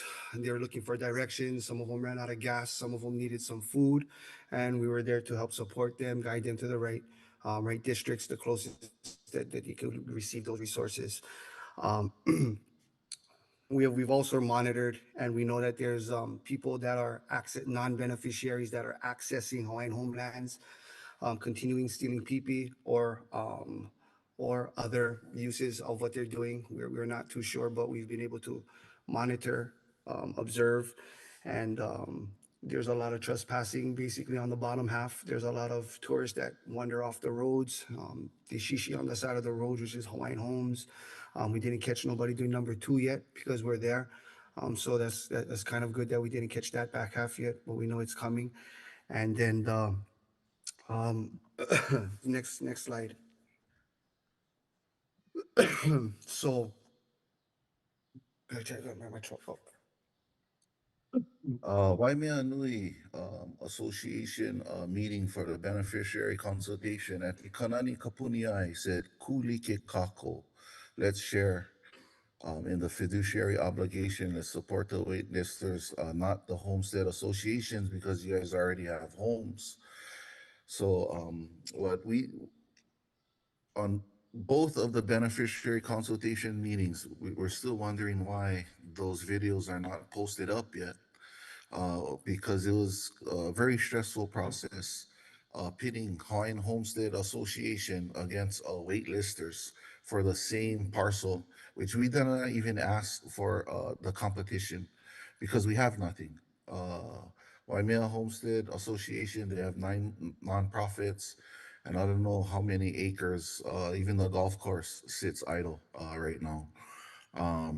As we look throughout this past months, we've seen non-beneficiary approved for Mauna Kea leases, Waimea Nui stewardship, and the Hudson Ohana successors, but not beneficiaries, presenting in competition, waitlister business plan and support letters for C1 and P1. Was asked to get financial business support. So we retrieved seatingchange.com, which are global business partners with annual real estate sales of over $10 billion. You guys asked for who's going to do the books, accounting. We answered that question, every single gap we answered, and with overwhelming evidence and support of getting the best of the best. And this is the time that DHHL and the commissioners can use an untapped resource with our relationships of global business partners that's ready to help fund this humanitarian crisis of 30,000 waitlisters on the list. Thank you for the 1/3. Justice delayed is justice denied equals genocide. That's coming out in my book, hopefully, if not by the end of this year, hopefully next year, called Aloha Genocide. Next. So every homesteader, every DHHL employee should be reminded and carry a little Sunny Kaniho in all that is done in the Hawaiian Homelands Trust. And this is his quote from an article from a long time ago that we see as inspiration of programs that do work. But as a waitlister and kind of far down the list, waiting for 20 years, I'll probably die if I don't get this opportunity to generate funding to help DHHL to put the waitlisters before me on the land. Similar to Jimmy Kincaid, similar to Auntie Kapua, we're saying the same things. help us help ourselves by putting us on the F agenda to approve our revenue generation program because the federal government already said there might be no more funding. In closing, we just continue to encourage the department, encourage the commissioners to don't hesitate to ride the fire horse, to meet up with the waitlisters and the beneficiaries and execute the fiduciary duties that was mandated by Congress. It's time to be bold. It's time to be courageous. It's time to lead. And I see Kali doing a great thing with a lot of the land acquisitions and the land releases. All we simply ask for is encouragement from both ways so we can get the fiduciary duties, the respect that is needed. Mahalo to commissioners, chair, and everybody in attendance, especially the waitlisters and beneficiaries. Mahalo nui a oko pakahi a pau. Mahalo ina keiki no ka ike ana a ho'olohe ana mai a mākou no ke ia ho ike li'i no oko. Mahalo ia pakahi a pau. Aloha. Aloha. Thank you very much. Okay, J14, James Maioho.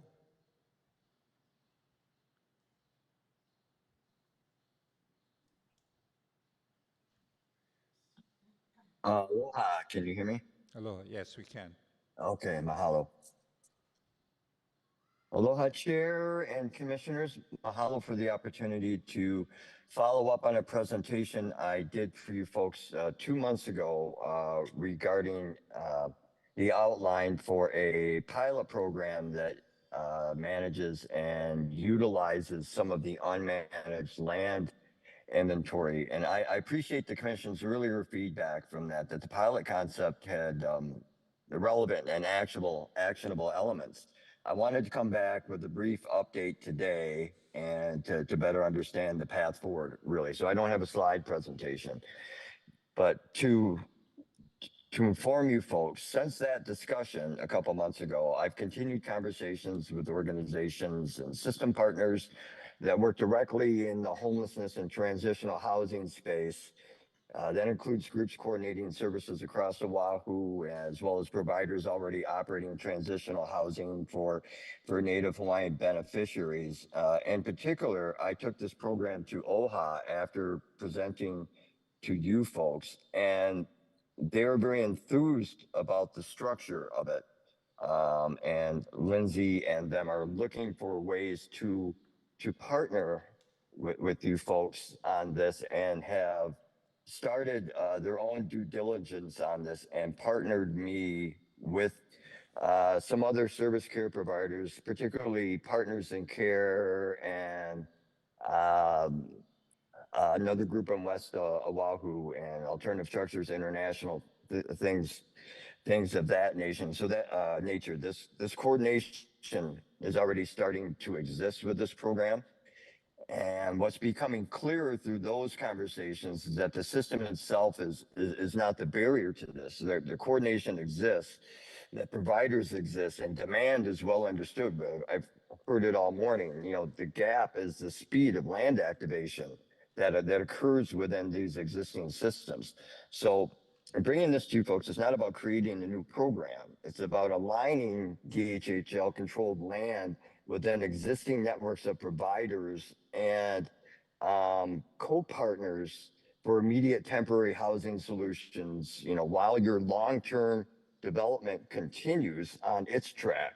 So in other words, this is a way to activate the land now without disrupting your long-term plans on inventory that's already not being paid attention to, if that makes sense. So beneficiaries who need housing today, we know cannot wait for these multi-year developments to come through, and then funding them is a whole other issue. We've heard some things on this morning too. So this pilot sits at this intersection. It's a way to responsibly use what we already have and meet immediate needs. We just need to understand kind of a working path forward to explore this further. So what I would ask is what would be required between myself, OHA, or some of these other bodies um, to move this pilot to the next decision point, if you will. Whether it's additional staff review, committee placement, or preparation of some language for your consideration to authorize this. So I'm not here to push, but just inform. There's a lot of momentum behind this, and at this point in time, I would just asking for some buy-in and some guidance on where to logically take this next. So mahalo, I'll yield back whatever time I have left.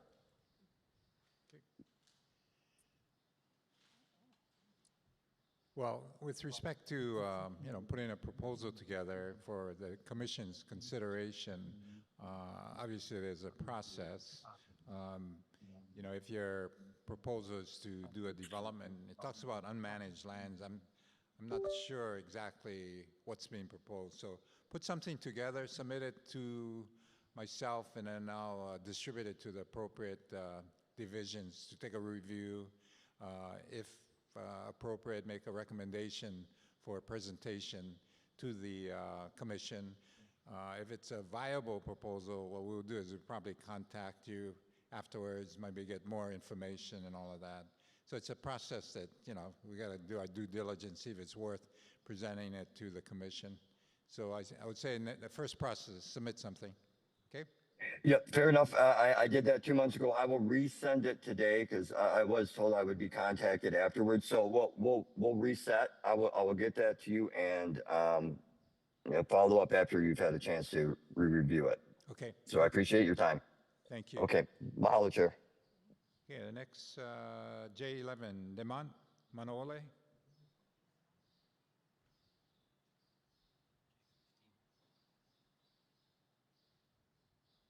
Hello. Hey, guys.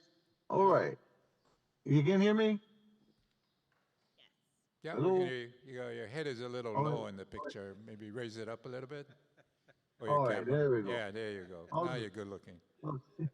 How's it going, guys? I stay in my truck over here. But aloha, good to see you guys again and be with you guys. So first thing, let me say this. We strongly support, number one, the Mokopuni Community Development Corporation for the independent nation of Molokai. I always support Molokai. And so you guys already know how I feel.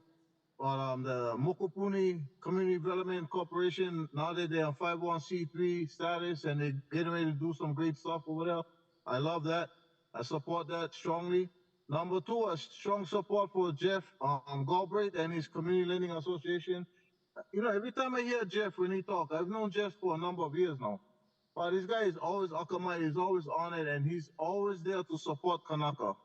So my heart goes out to Brother Jeff and everything that he's doing, and I ask the commission to seriously consider Jeff as a great partner with you folks because this guy is on it.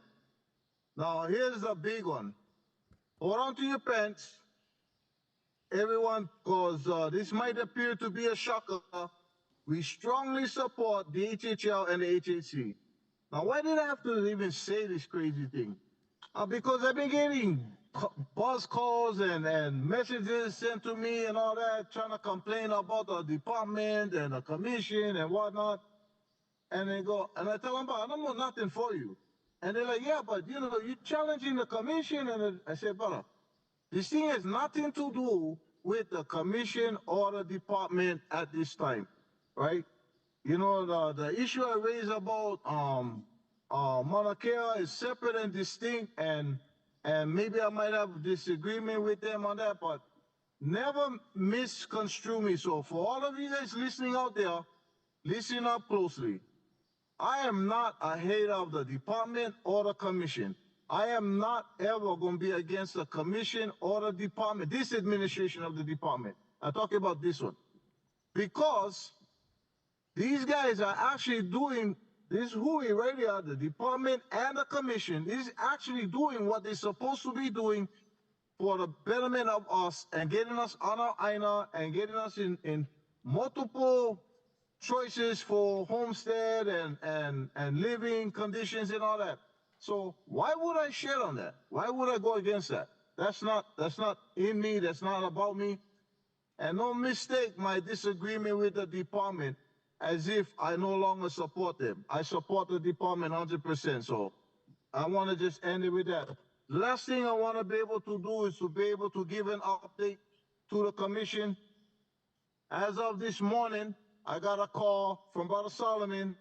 He said, brother, we're over there today. We're making the moves and whatnot to move equipment off of the I-9 and whatnot. So that is already in movement.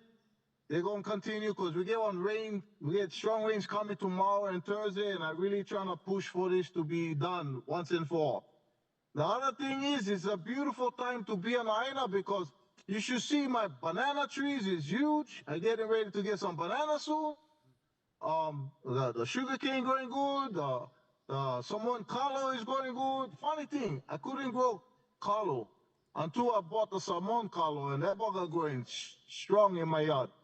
And so my subsistence part ag is going good. My wife's subsistence ag part is going good. And the community one, you gotta see them. The uwala is growing beautiful. I got papaya fruits growing right now. The papaya is coming out now. So it's a great time. So for all those who say that we wasn't doing subsistence ag and all that, just come check out the Aina, bro. You know, we don't need to buy eggs anymore. We get chickens that feed us. So we're on a good path going forward.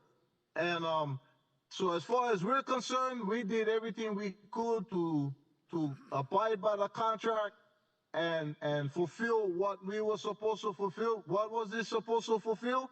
Subsistence ag, to live in a subsistence ag environment, to stop the illegal dumping, to repair the fence line and provide the security for the vacant unmanaged lands.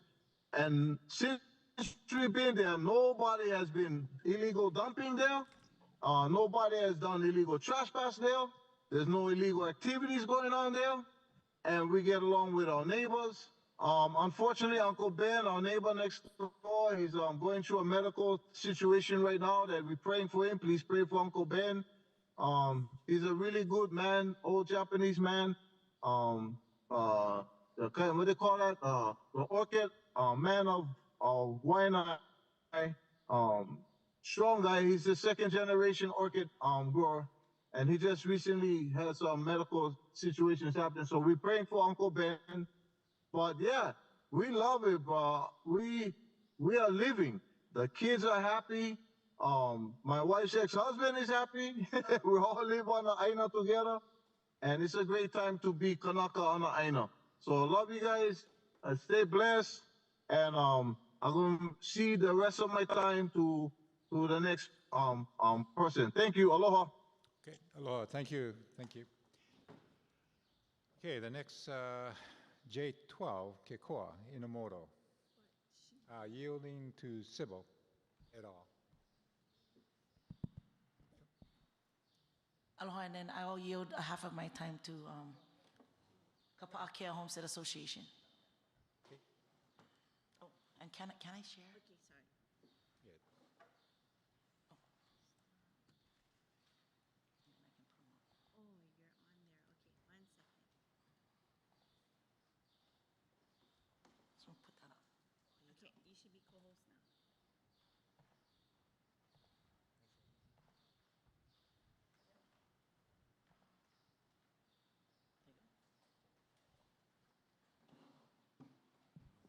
Ready?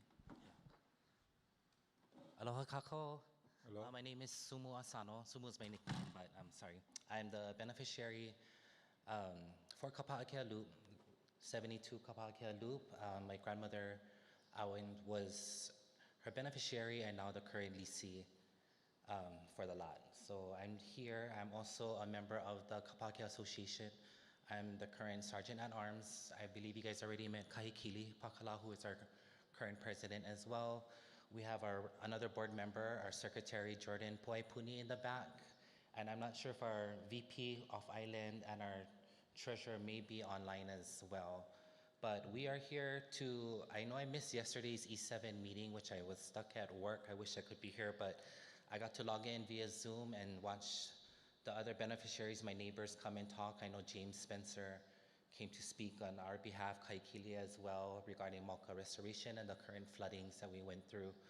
I also got to witness my own classmates' parents, multiple, yeah, Uncle Zach including one of them, talking about floods back in 2002, and that's the year that we graduated, and, and to see us here and to still see our parents still speaking about the same issues that happened when we were in high school. And now we are here today, in our early 40s and mid 30s and speaking of the same issues. So it's something that we need to address.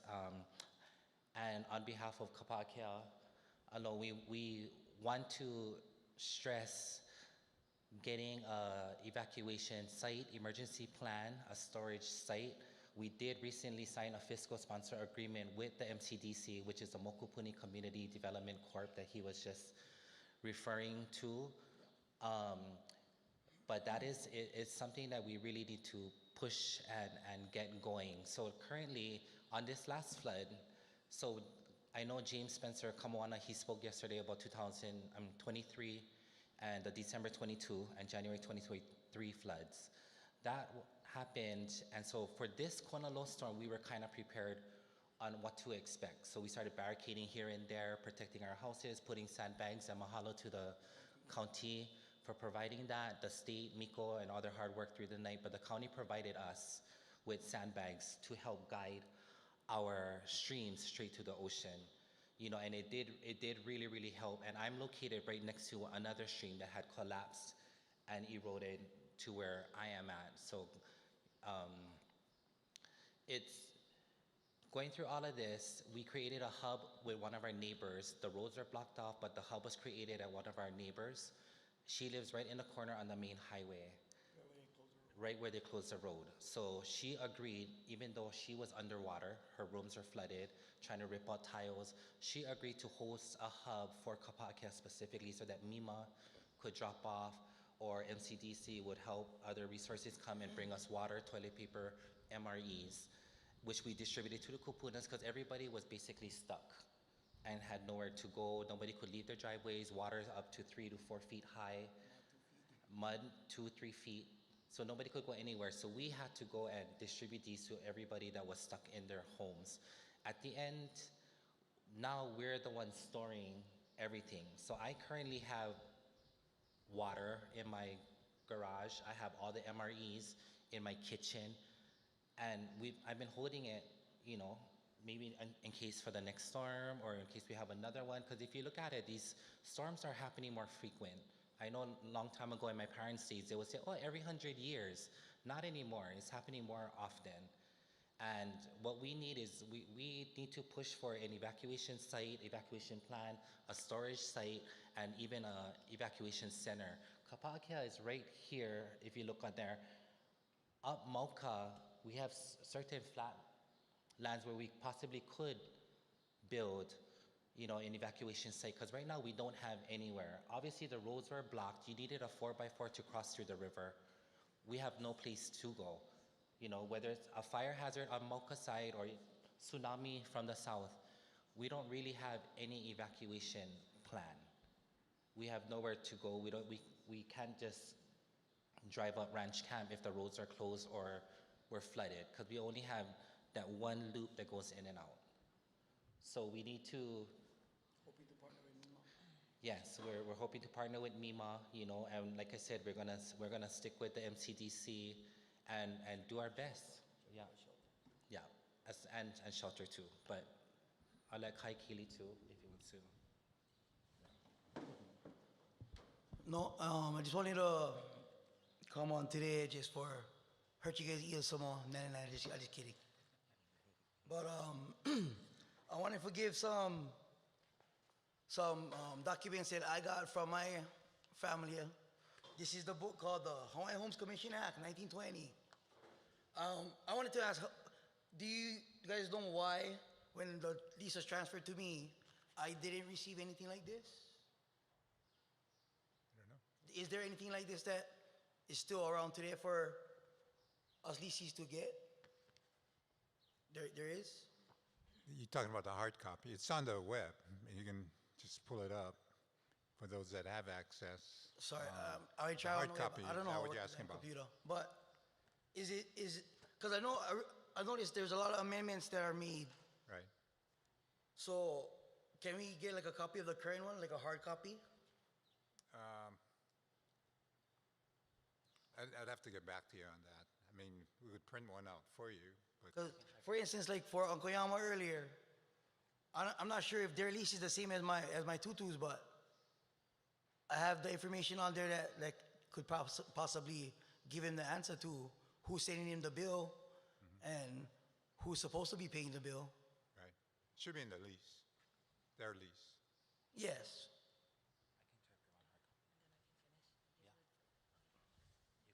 No, I go. That's all I wanted to ask you.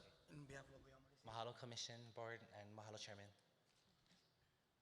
Okay, mahalo. And so what I wanted to speak on is the, the partnership that we create, with MCDC, and that is what we're here for, is to make sure that we help build capacity within these areas and the Homestead Association so that they can manage it themselves. And as I shared yesterday with you guys on E7, the maps, and we want to continue that, and how does that look like in an emergency state of mind, and how quick we can get that ROE and work with land division on that. But I will stop sharing, and I actually wanted to go to Uncle Yama's, just to touch upon, I only get 2 minutes, okay, I'm gonna be quick. So what MCDC has done with the Shaw, we've been partnering up with the county. We've seen the need, during that time when the Maui County was dealing with a lot of our delinquencies. So we gathered with the Shaw, Maui, Mokupuni, which is Kainoa McDonald, who's on as well. And we searched a little bit more as beneficiaries looking into this. And we had many more like Uncle Yamas that came to us needing help. And so we just did a little search on the Maui County Code on the real property tax under 3.48. And what it tells you a story, It tells you under Article 3 on the assessments on who should be non-taxable properties. And it says right in the code that except number 1, that those tracts leased under Section 207 of the Hawaiian Homes Commission Act of 1920 as amended for the purpose of accountability, that each parcel of real property which is completely exempt from taxation shall be assessed an amount equal to the minimum property tax as provided for in this section, except for that. And that's number 1. Okay, so that's one effect. So the second effect is under Article 9, that's exemptions. And I'm telling you from the Maui County Code, 3.48.555. These other exemptions, which excludes or are limited, that this real property under Section 207 and 208 of the Hawaiian Homes Commission Act, shall be exempt from real property taxes. The 7-year limitation on the exemption afforded by the Section 208 of the Hawaiian Homes Commission Act 1920 notwithstanding. So we understand that there's a seven-year exemption, but then you have a 7-year exemption beyond that. So that's 2 non-exemptions on leased lands. And so Article 10 just hits it home. Article 10 is to determine the rates of how they tax our real property. And under Section 207 of the Hawaiian Homes Commission Act, it states right here, the minimum real property tax, and the minimum real property tax comes from the annual budget of the Maui County Council. And it says, notwithstanding any provision contrary, that each individual parcel of the real property tax under the chapter is subject to a minimum real property tax, except for the following people.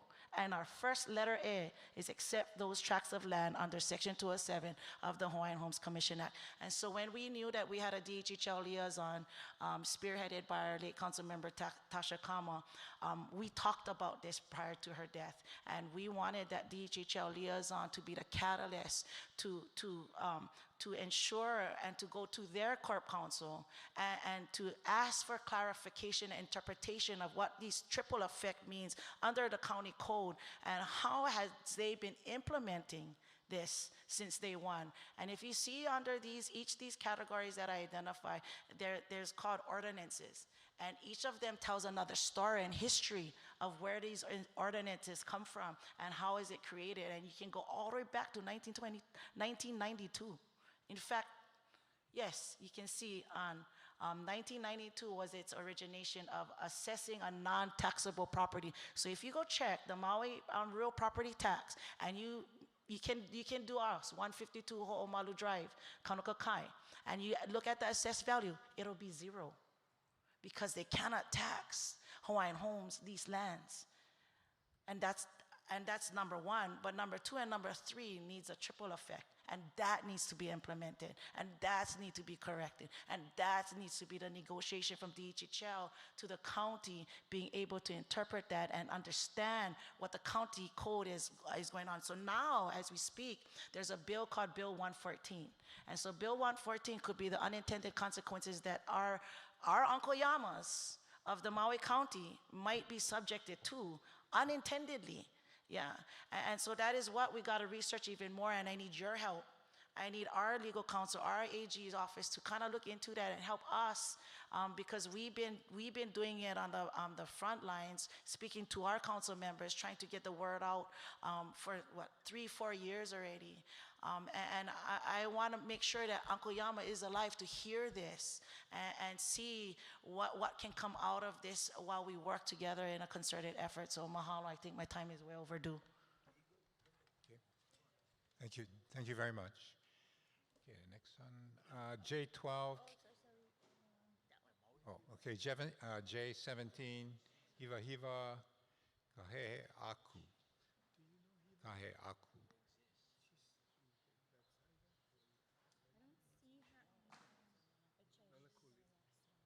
Okay, this would be the last one. Don't accept anymore. Huh? Okay, have to. Okay, it's one more call. Okay. J17, Hiva Hiva, are you there? Okay. Okay, we've come to the end of this month's agenda. Thank you so much for your patience. Next regular HHC meeting, May 18th and 19th in Kailua, Kona, at the King Kamehameha Kona Beach Resort, located at 75-566 Palani Road, Kailua, Kona. Please visit our website for the 2026 meeting schedule and information on awards, projects, Salesforce updates, and much more. I'd also like to thank everybody that came and testified, and I especially like to thank the commissioners for hanging in there and participating in this J agenda. And it can be somewhat stressful, but actually very informative. So got some good ideas and requests from our beneficiaries. So when you go back to your particular island or whatever, if you can kind of kokua a little bit, maybe get some clarification on what they're asking, and if you can give us, the department, some direction and help us and clarification as to what they're asking, that'd be great. Okay? And again, thank you for being here, commissioners, as well as staff. Aloha. We're adjourned.